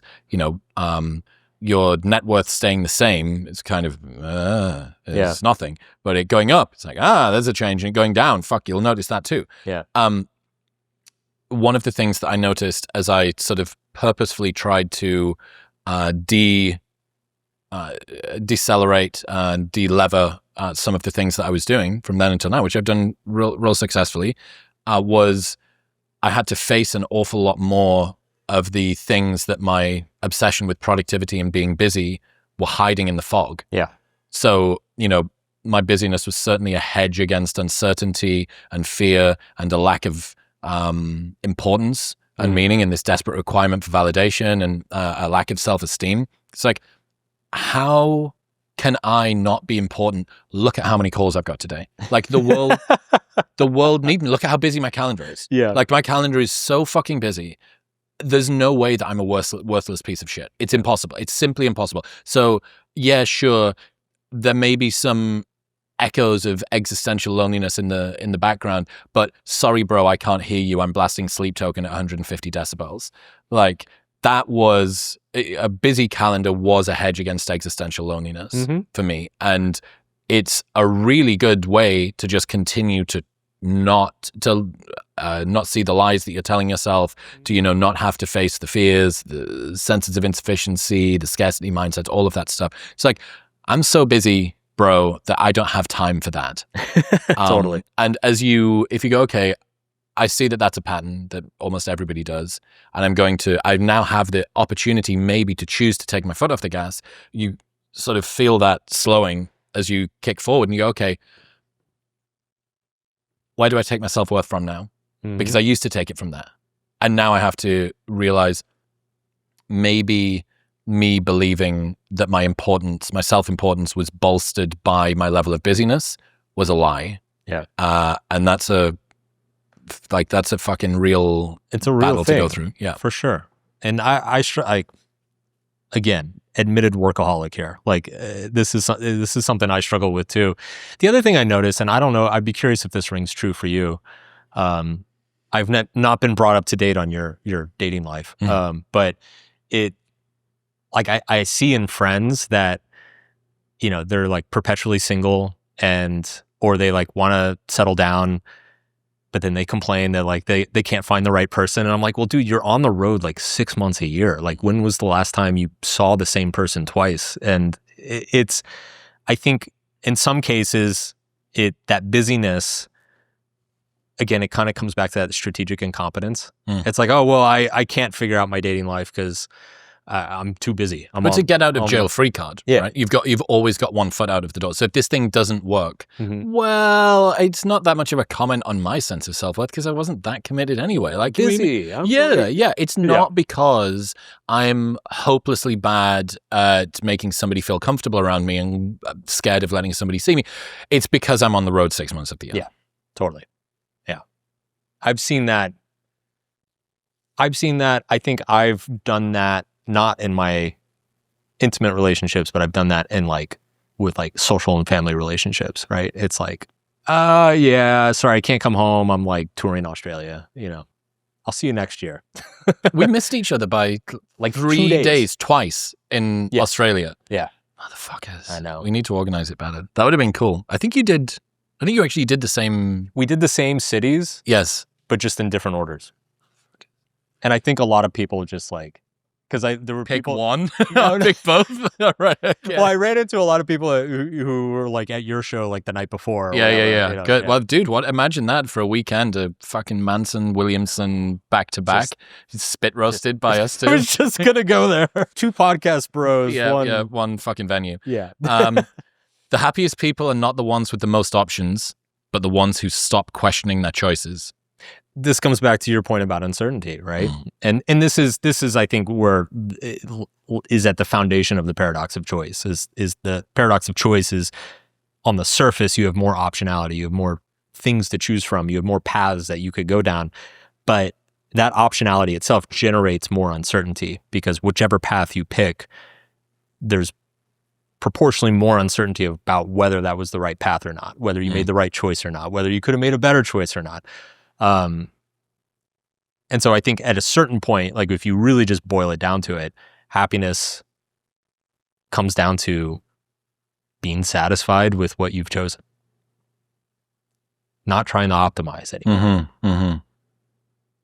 That's kind of like whatever it's called, golden handcuffs or a velvet prison, where if the thing that you claim that you want to have happen in life happens, I get better options, I achieve success, people respect me, people want me, people need me, things are available to me. Okay, if that happens, you are going to need to become increasingly good at saying no to an increasingly attractive number of an increasing quality of things that you could do with your life.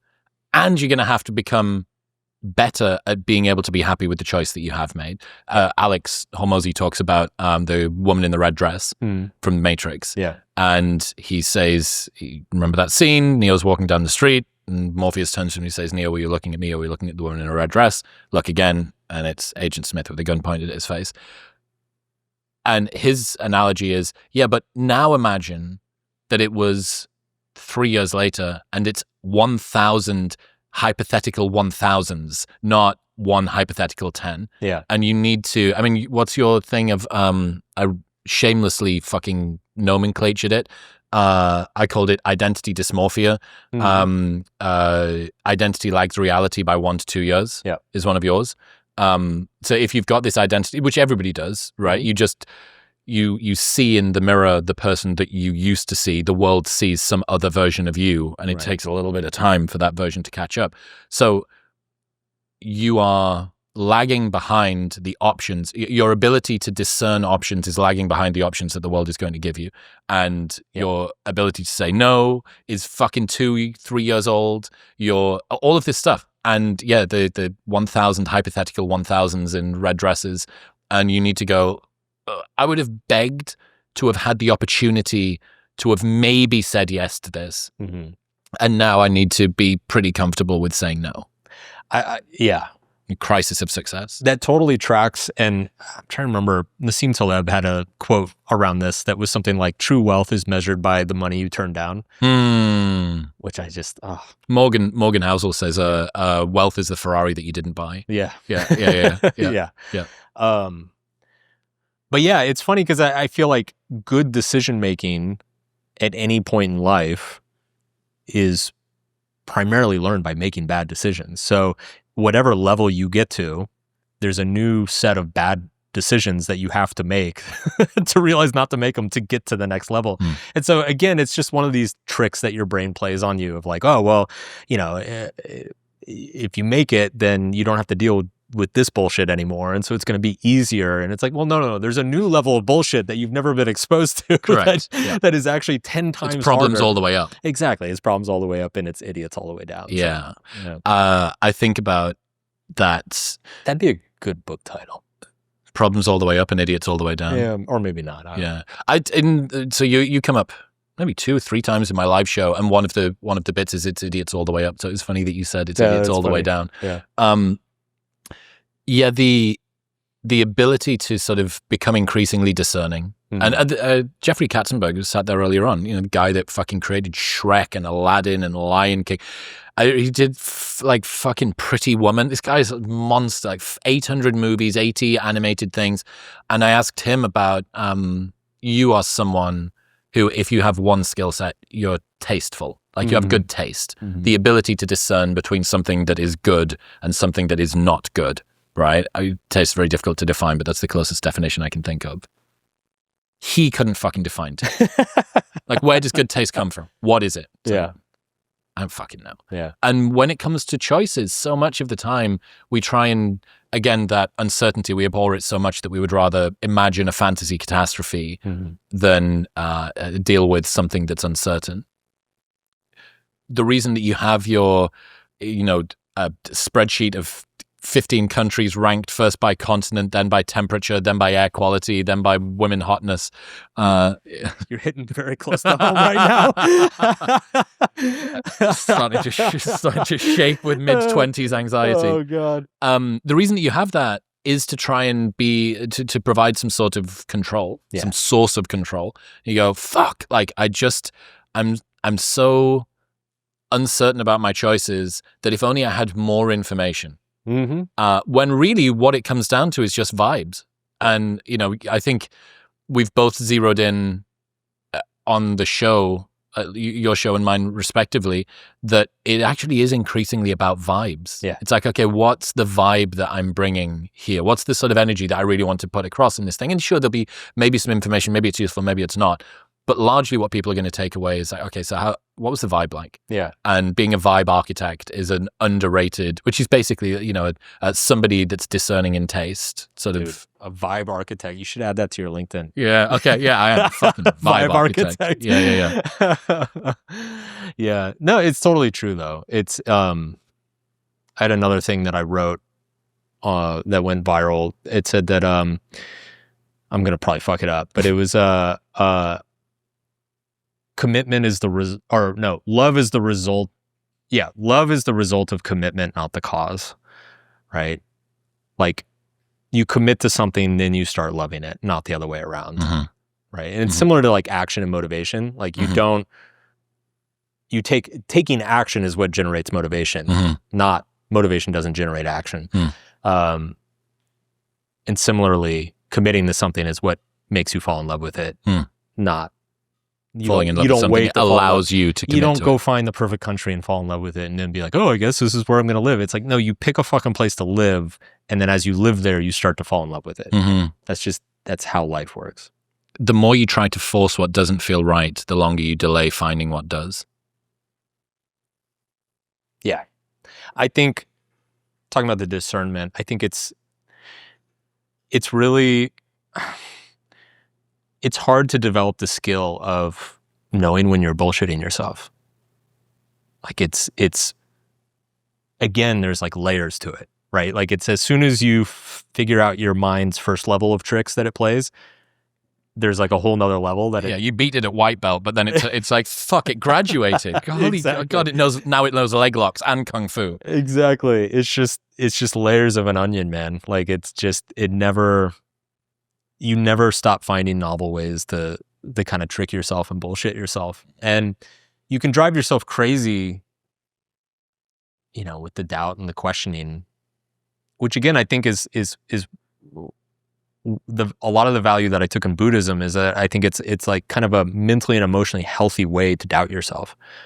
You don't know and you're never going to know, and that's okay. And it's okay. And why don't you sit on the mat and stare at a wall until you feel okay about it? And because otherwise, if you're kind of trying to go through life and you're like constantly questioning everything all the time, like you're going to work yourself up into this like neurotic ball of anxiety and stress. So it's almost like mental hygiene to set aside an area of your life, whether it's journaling or therapy or meditation or whatever, and like give yourself that space to kind of just unwrap the layers of the onion. Like, okay, well, why do I think that's true? What if that wasn't true? What if I'm like lying to myself right now? What would that mean? What would that say about my life? And kind of go the next layer down and the next layer down. And then when you're done, put all the layers back and go, go about your life. try to human as best you can. You said about being in self-conflict, and it makes me think about this sort of, especially for the sort of people that read your stuff, listen to my stuff, they are the prototypical avatar for a person who will be in conflict with themselves. They're introspective, they want to improve, they have high standards for a variety of things, many of which are in opposition with each other. Yep. They want to be empathetic, but they want to be honest. They want to tell people the truth, but they want to care about them. They want to be supportive as a friend, but they need independence as an individual, blah, blah, blah. And I thought about, as you were talking there, you have self-conflict, but you have conflict with your self-conflict. Like, fuck, why am I always in conflict with myself? Yep. Why does that keep on happening? And I think in some ways, this sort of non-attachment, you don't have it figured out, and that's okay, and you'll be okay, and this is the way it's going to be in perpetuity until you die. You go, okay, so maybe the self-conflict's going to be there because many of the things that we want are in tension with each other, and because of opportunity cost, you don't get to do two things. Yep. Right? You want to support the mom and pop business that you were with from the very beginning, but you want to move to a new country. You're going to feel guilty if you leave the mom and pop business, but you're going to feel fucking regret if you don't go to the new country. Pick your fucking direction, Western man. And the same thing goes for your self-conflict. You think, fuck, like, I have these things, I'm going to be in tension with myself. But if I'm in tension with the fact that I'm in tension, that is, I have control over that second one at least. So you could call it second order emotions. Someone gets frustrated Yeah. And then they become agitated at their frustration. Yeah. And then they become resentful at their agitation about their frustration. It's this fucking infinite regress of emotions about emotions. And you go, yeah, I mean, the first one makes sense. That happens. First one happens, you can't control it. But the story that you've told yourself about this? I wrote a piece years ago. I don't even remember the title, so I can't even plug it. But I talked about this. I called them I've been doing this a long time. Yep. I call them meta emotions, Yep. right? It's Yep. like feeling bad about feeling bad, or feeling bad about feeling good, which happens a lot to people. And essentially my argument is just like, try not to have meta emotion. Like the emotions are always okay, and the meta emotions are kind of always not okay. Yep. Like you feeling good about feeling good, that turns into pride. Feeling bad about feeling good, that turns into guilt. Like feeling bad about feeling bad, that turns into self-loathing. Like it just, don't judge the emotion. Just feel the thing. It's okay. It's gonna be whatever it is. It's gonna be okay. That's sick. Yeah, I like that a lot. Trust people. Most of them are good, and while you might get hurt occasionally, the alternative of distrusting everyone is far worse. Yeah, man. This ties into a lot of the stuff that we've been talking about. I look around and I think a lot of the struggles of people today, it is around just trusting people, being comfortable. I think our views of the median person in the world have gotten so skewed by being online too much, by being on social media too much, by being overexposed to news media too much. Like, I just think if you actually get out in the world and talk to people face to face, even people you disagree with, even people who like you think are like the bad ones or whatever, 9 times out of 10, they're good people, and you can pretty quickly find common ground and get along really well. And I used to be an esports gamer when I was a teenager. Mm-hmm. I can imagine that. Yeah. And unlike Elon, I actually was. Calling him out. I got really pissed because he said that he competed in one of the first Quake tournaments, and like I actually went back to my old clan buddies and like we looked it up, and yeah, he wasn't in it. So, anyway, my personal grievances aside.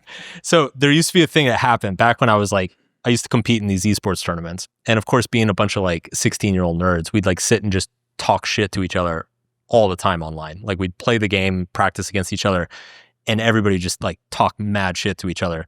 And of course, it would devolve into like, oh, when I see you at the tournament, I'm going to beat the fuck out of you. Or like, when I see you at the tournament, I'm going to bring my boys. We're going to beat the shit out of you. You know, you better be ready, all this stuff. And so every single tournament we went to, there was all this drama about like, oh man, it's going to go down here. Like Chris and Mark are going to fight. You know, it's going to be sick. And then of course, what happens? Everybody shows up. Everybody meets each other. Everybody realizes that we're all like fat, nerdy, lonely dudes who spend way too much time on their computers. And of course, we all go to McDonald's and be friends. And that happened over and over and over and over again. And so I feel like I learned at a very young age that there's just some sort of like intangible softening that comes when you're face to face with people, that you're in the same room with them, the micro expressions, the body language, the tonality. Like there's a certain amount of empathy and compassion that spontaneously emerges in the physical space that doesn't happen in the digital space. And I just feel as the world becomes more and more chronically online, I feel like so many of our issues like really just boil down to that. I'm friends with one of the preeminent happiness researchers out here. Her name's Sonia Lubomirsky, and her lab just did Sonia. Great woman, super smart. And her lab just did a new study. It still hasn't been published yet. It's in pre-publishing, but it was interesting. They looked at classic case, social media and happiness, smartphones, social media and happiness, and how they correlate, whatever. And interestingly, like a lot of research around social media and happiness, when you look at adults, it doesn't have that much of an effect. The smartphones had a negative correlation with happiness, but what was interesting is that in the way they measured it, basically the way she summarized it was like, the smartphones causing greater unhappiness was not because of the smartphone. It was because of what the smartphone was replacing, which was this. Just sitting in a room together talking and like actually empathizing, actually being like, okay, I don't agree with that, but you're a good guy. So, let's have another beer. Like it's that sort of casualness to everything that somehow gets distorted or lost. So I don't remember like what you said that got me on this thread. You were talking about Quake. I don't know. The more that you try to force what doesn't feel right, the longer you delay finding what does. Maybe it was that. Oh, trust people. Oh, yeah. Most of them are people. good. Trusting people. So I think a lot of trust, it seems to spontaneously emerge from the in-personness, right? And so, again, to the point about the asymmetry of trust, how damaging that is, both for our institutions, our society, but also our personal relationships. Like if you can't trust somebody, you can't really have intimacy with them. I just think it's all related. And so that post is just like a shout into the void of like, please, people, like just trust each other. Yeah. Just err on the side of trust. Sure, you're going to get hurt sometimes, but the alternative is worse. Yeah, there's a lovely insight from Naval. Karma doesn't need spirits to deliver justice. Karma is just you repeating your patterns, virtues, and flaws until you finally get what you deserve. And that's kind of the same thing with trust. That, look, dude, like if someone is that much of an asshole, they're probably going to get found out sooner or later, because there's only so many times that you can roll the dice and that thing happen. And you not get found out for it if it's bad, or you not get found out for it if it's good. So you didn't accumulate the negative reputation and you didn't accumulate the positive reputation for so long. And maybe some people can dance through the minefield of life and be an arsehole to everyone that they meet and arrive at their deathbed and no one really realize. But that's like some 7,000 IQ samurai bullshit to be able to make that work. And I don't think that most people are going to do that. So yeah, I think, and as well, there is certainly a trend in the modern world of I don't need anybody. I've been hurt before, and that hurt was because of my trust. Therefore, the issue wasn't the person that I placed my trust in, but the act of trust itself. Right. I think that's an equation that happens quite a bit. Run. Yeah. And that's completely self-defeating, right? It's like, I got hurt because I didn't get the intimacy or love that I crave. So I'm just going to stop pursuing intimacy and love. Like, that makes no sense. And I don't know how or why that's become particularly fashionable. It strikes me as incredibly self-defeating. In the game of life, he who has the smallest ego usually wins. Why? Well, it depends how you define wins. But I think in terms of just well-being, I mean, you kind of just alluded to it yourself. You can have that super samurai manipulative asshole who's cheating everybody and stealing and lying to everybody all the time. But like they're probably miserable. They're probably incredibly dark, lonely, miserable people. And I just think all of this stuff that we're talking about, whether it's the authenticity or, finding a way for your cup to overflow and finding a mission in your productivity, like all of this stuff, it like demands a certain humbling of yourself. And I think in a way too, it's just like choosing fear is a form of ego. Like, how do you define ego? That's a good question. In this context, I would say it is an overimportance of self, like an aggrandized sense of self. I do think having some ego or healthy egos is natural and important, but I just think it's all this stuff that we're talking about, this like low-level delusions and misconceptions and distrust of people and choosing fear over confidence, like all of it kind of boils back to like feeding this aggrandized sense of self of like, I deserve so much. I'm so special. I want all these things in the world, and I'm going to be so upset if I don't get them. And like all of that really just boils down to like a misrepresentation of your own importance, I guess. What's a better perspective? I think a better perspective is understanding that everything comes with a trade-off, that life is messy and painful. Loss is inevitable, but that doesn't mean that the thing you lost wasn't worth it. And that anything you pursue or desire, like, you can't just pursue or desire the positive side of it. You also have to pursue and desire the negative side of it. Like, you have to, if there's some goal in your life or some dream you have, you can't just dream about the benefits of that dream. You're also signing up for the costs of that dream. You're signing up for the struggles, the failures, the setbacks, the embarrassments. And the mind is just very bad at doing that. It's bad at holding two sides of a trade-off and at the same time. Mm-hmm. We tend to see when we create these narratives about the future or about what we want or what we don't want, we tend to only see what's bad about it or only see what's good about it. We don't see the full trade-off. We don't see like, oh, if I start a new company, I'm going to have to give up some of my social life and some of my time at home. And so I need to be ready for that. It's like, no, we just think that, that stupid fucking company, it like messed up my life and, you know, what a mistake. I shouldn't have done that, or my co-founder's an asshole, or like whatever, right? It's like, it's their fault. It's, you know, blame everybody else. So I think it's viewing optionality in terms of the costs, of like the emotional costs. Have you read much Oliver Burkeman? I love Oliver's stuff. Yeah. Fucking king, dude. Yeah. His newsletter, The Imperfectionist, is it's the same as that Tim Urban thing. New posts every sometimes. It's like on no fucking discernible cadence. Yeah. And it's like Oliver Burkeman's newsletter is like the 3-body problem of publishing. You know, it's like, when the fuck is it coming? I don't think you know, and no one can predict.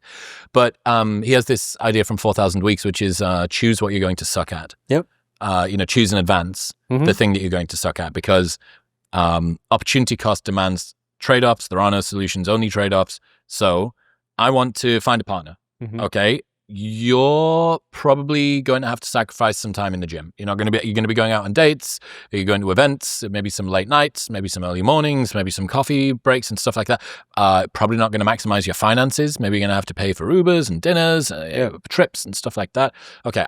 I really want to make as much money as possible. It's like, okay, your social life's probably going to suck for a bit. And you maybe not going to get to hang with your friends so much. Okay. So I think in advance of that, especially for the perennial type A fucking optimizer people, which me, you have to say, this is a price I'm willing to pay in order to achieve this other thing that I want. And it's not forever. And that's I don't know whether it's like personal growth, hyperbolic discounting or something, but our ability to understand that the decisions that we're making right now are just for right now, you know, not just for this second. You know, if you're going to commit to a habit, make it a couple of months. But okay, I'm going to get in shape. All right, well, that's going to take between 3 months and 12 months, something like that for most people. Okay, well, I get in shape. What's the price I'm going to have to pay? What am I going to suck at during that time? Oh, you know, I'm probably going to have to spend more money on going to the gym and buying better food. And probably not going to have much of a social life because I'm going to need to really lock in on diet. And I'm going to have to like be socially awkward at dinners, the few that I do get to attend, and I'm gonna have to say, oh, sorry, like I'm just having a steak this evening, or whatever it might be. Okay, by doing that, when the price comes of the suck, it doesn't feel like this comment on your self-worth as a person that's being ripped away from you. Oh my God, how can I'm not going to be able to deal with the thing that's happening. It's like, no. Okay, this is an indication that things are going well. Yeah. Actually, okay, this is something that you priced in, and this is a cost that you're prepared to go through in order to be able to achieve it. But yeah, for a very, very long time, I would take my eye off the ball of a thing to focus on another thing. And the second that this thing started to slip, I'd be like, okay, I get back onto that. Yeah. It's like one of those cats chasing a laser around. Yeah. You know what I mean? It's like up. Yeah. Up. Yeah. I think pricing in is like a good term for it because it's because ultimately it is the value of something, right? Like if you do have a goal or pursuit or something that you want in your life, obviously you perceive there to be a certain amount of value to it. And the same way you wouldn't just look at a stock and be like, well, how much money did they make last year? Cool, let me buy it for this amount. Like you need to look at both sides of the spreadsheet. You need to look at how much money they brought in and the expenses and the costs, and also like what are the future risks, and like do the full analysis 360. But we're just really bad at that with ourselves. Like we don't think in those terms. And I think ultimately it's because generally our hopes and dreams are very emotionally driven. They're very identity driven. And that part of our brain is the more ancient mammalian part of our brain, right? And it kind of short circuits the prefrontal cortex, and like, you know, you don't really want to think through second and third order effects about, your dream home or like that girl you're really into. And it's hard. It's like incredibly hard to do it. Yeah, I don't know. It's sort of a ruthless irony that the times when you need your prefrontal cortex the most are the ones when it seems to be switched off. You know? Yeah, it's I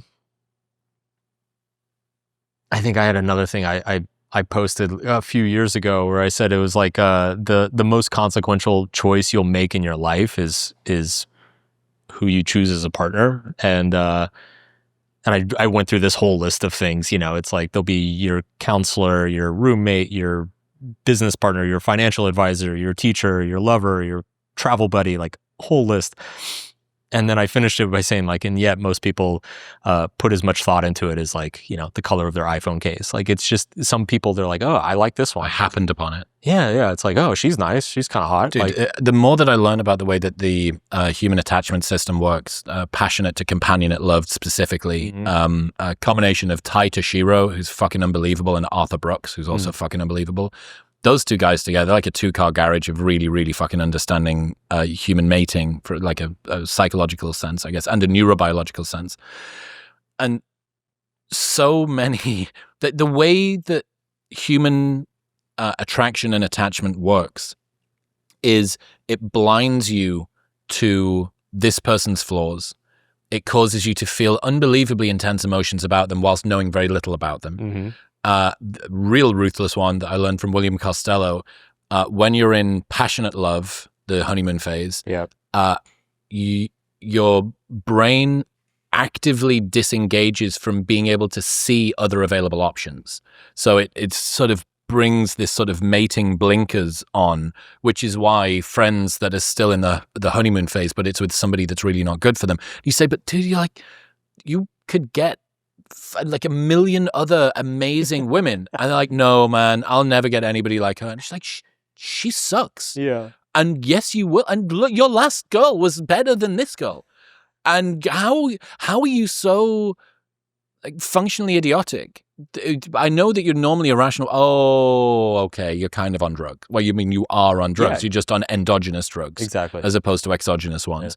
Yeah. And I think so many people spend time with somebody where they love the smell of their hair and the shape of their nose and the way that they feel when they cuddle them at night, and they fall backward into a relationship that they didn't, with the person they don't actually have that much in common with. Yeah, for sure. And it is a really ruthless trick that the human attachment system plays on you to get you to bond to this person. Yeah.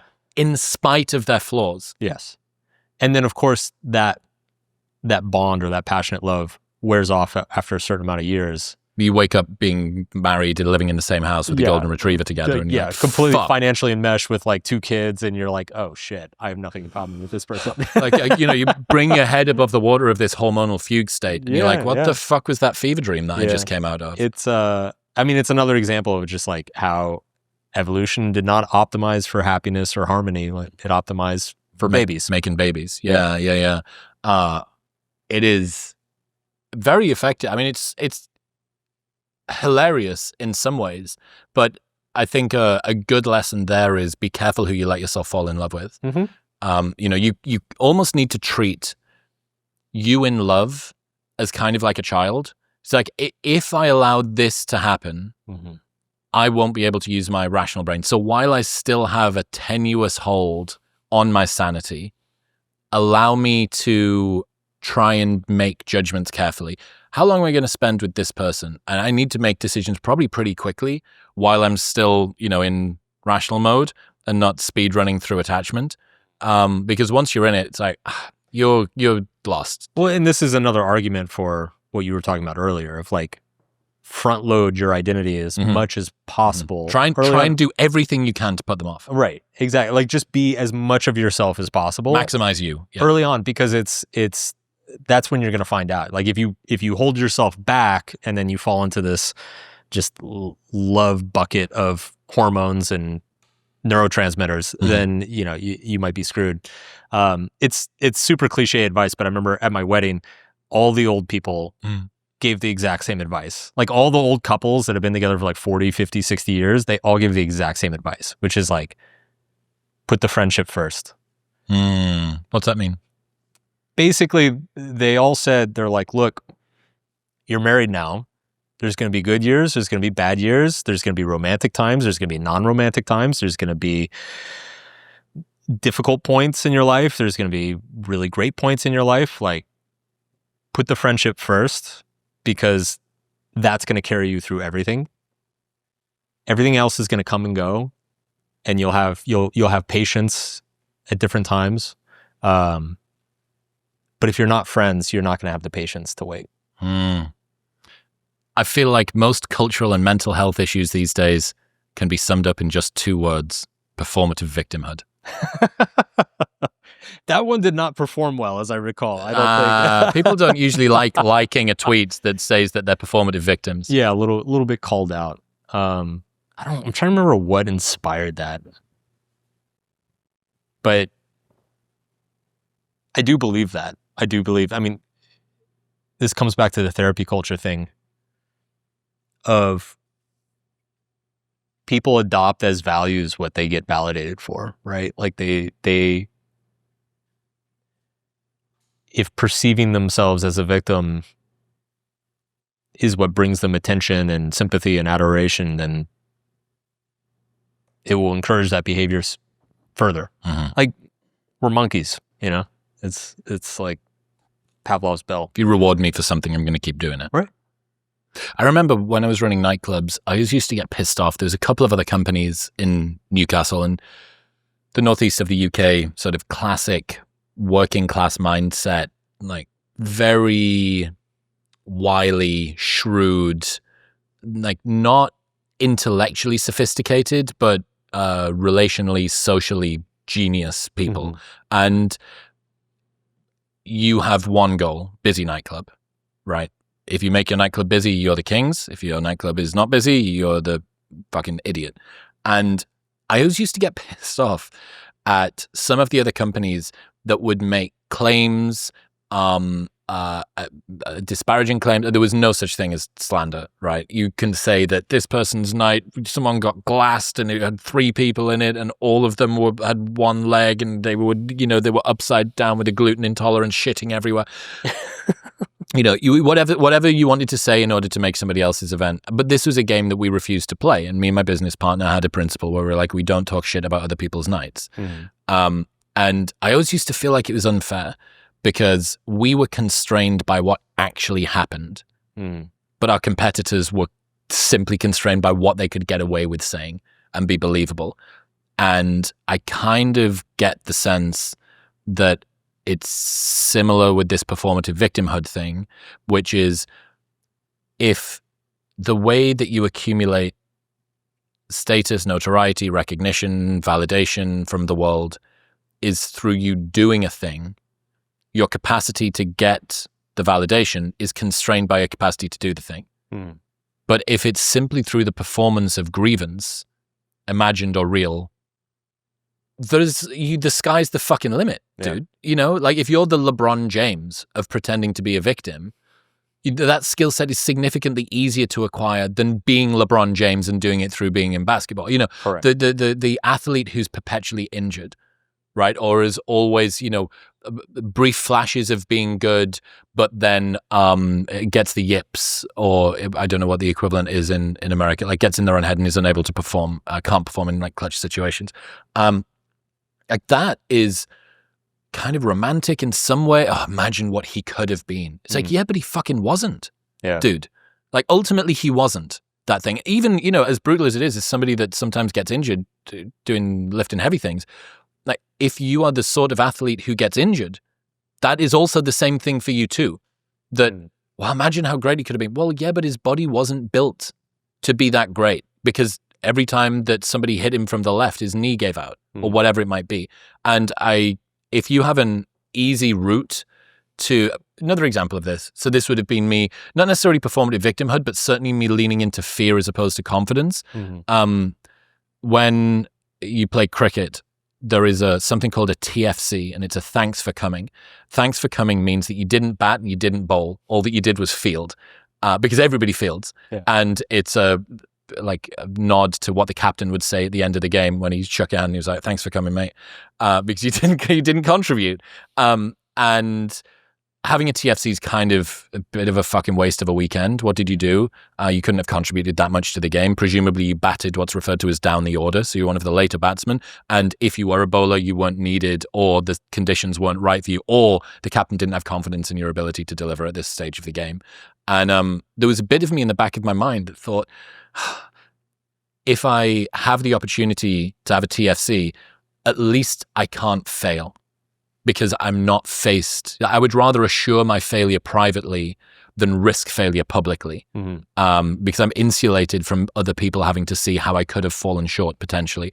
And, you know, that would, depending on how confident I was, sometimes that would be more like, I really want this, and I would lean into it. And other times it would be fear, and I'd be like, kind of, you know, got off scuff. Oh yeah, I really fell up for it this weekend. God, if you'd got me in there, you could have seen the runs that I would have got on the board. Yeah. But the performative victimhood thing, I think between that, if you're not constrained by reality, you can become anything that you want to be as long as you can get away with claiming it. Yeah. And also this insulation privately. I also I think there is a cultural norm that has shifted probably since you and I were kids, and I don't totally understand why or where it shifted, but I think there's a certain amount of virtue has started being ascribed to victimhood. I think if I think back to say when my parents were growing up or my grandparents were growing up, it was the opposite. It was like if you felt like a victim or complained about something, it was like, suck it up, you know, rub some dirt on it, you know, get over yourself, that sort of thing. And then it feels like at some point there's kind of like an overcorrection, right? Like, of course you want to acknowledge people who have had unfortunate things happen to them, or maybe something's gone wrong, or they've been treated unfairly, or there's an injustice. But at some point along the way, victimhood in and of itself has become seen as like a virtuous thing. And I think everybody's got their favorite pet groups that they can point to and say, you know, as an example, but I see it all over the place. I see it's I think I wrote in one of my books, I said, I think this is the first time in history that literally every demographic feels aggrieved and persecuted. Like rich people feel persecuted right now. Poor people feel persecuted.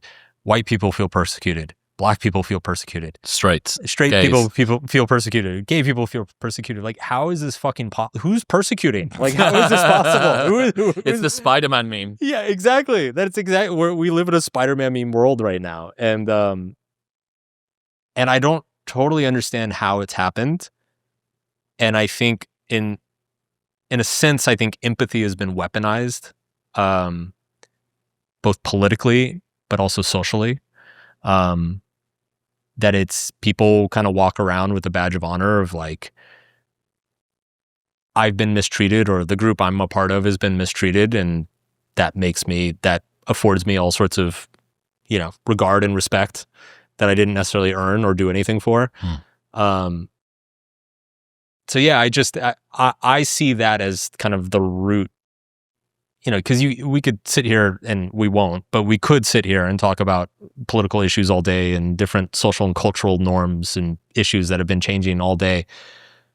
But really at the ground level of it, I see this performative victimhood as a trend that is just like very fundamental, and it's across the board, across demographics, and it is like very worrying.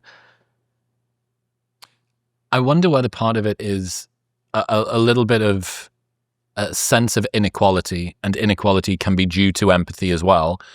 If you have people who feel like they're being mistreated in one way or another, that you are not recognizing the prices that I pay, whether I'm the rich person or the white person or the gay person or whatever, all three. That sense of I want to be seen, I want my suffering to be recognized, and I feel like it's not, starts to incentivize, and it also resonates with other people who go, I don't think that my suffering has been seen or has been recognized. They're just like me. Yeah. And I wonder whether it taps into this righteous lack of recognition that many people feel like they're a part of. Yeah. I think there's also a lot of, I believe it's the fallacy of composition that goes on, which is like, you'll go online and you'll see, say, one terrible thing happened to one, since we're both white guys, we'll say terrible thing happens to one white guy. And because we're white guys, we're like, oh my God, look at what they're doing to all the white guys, right? And so there's like this like logical fallacy that happens, but you just get, you're like, your limbic system gets hijacked by the headline and the horrible video that you see on TikTok or whatever, and you're just like, oh my God, we're under attack. Yeah, fuck. Yeah. Mark, you're awesome, dude. Thanks, dude. I think your work is phenomenal, and I shamelessly repurpose it regularly. I appreciate your shameless repurposing. Good. I'm plagiarizing you with credit all the time. You got a new app? You got new stuff? Where should people go to check out all the things you're doing? I'm on every social platform. Check out my podcast, Solved. Posting on YouTube all the time. So come check it out. Everyone should. And your newsletter's also sick. So Thanks, people should go and check that out. Until next time, dude. I appreciate you. Thank you very much for tuning in. Sweary, interesting Mark Manson. How about sweary, interesting Naval Ravikant? Just here. Come on, press it.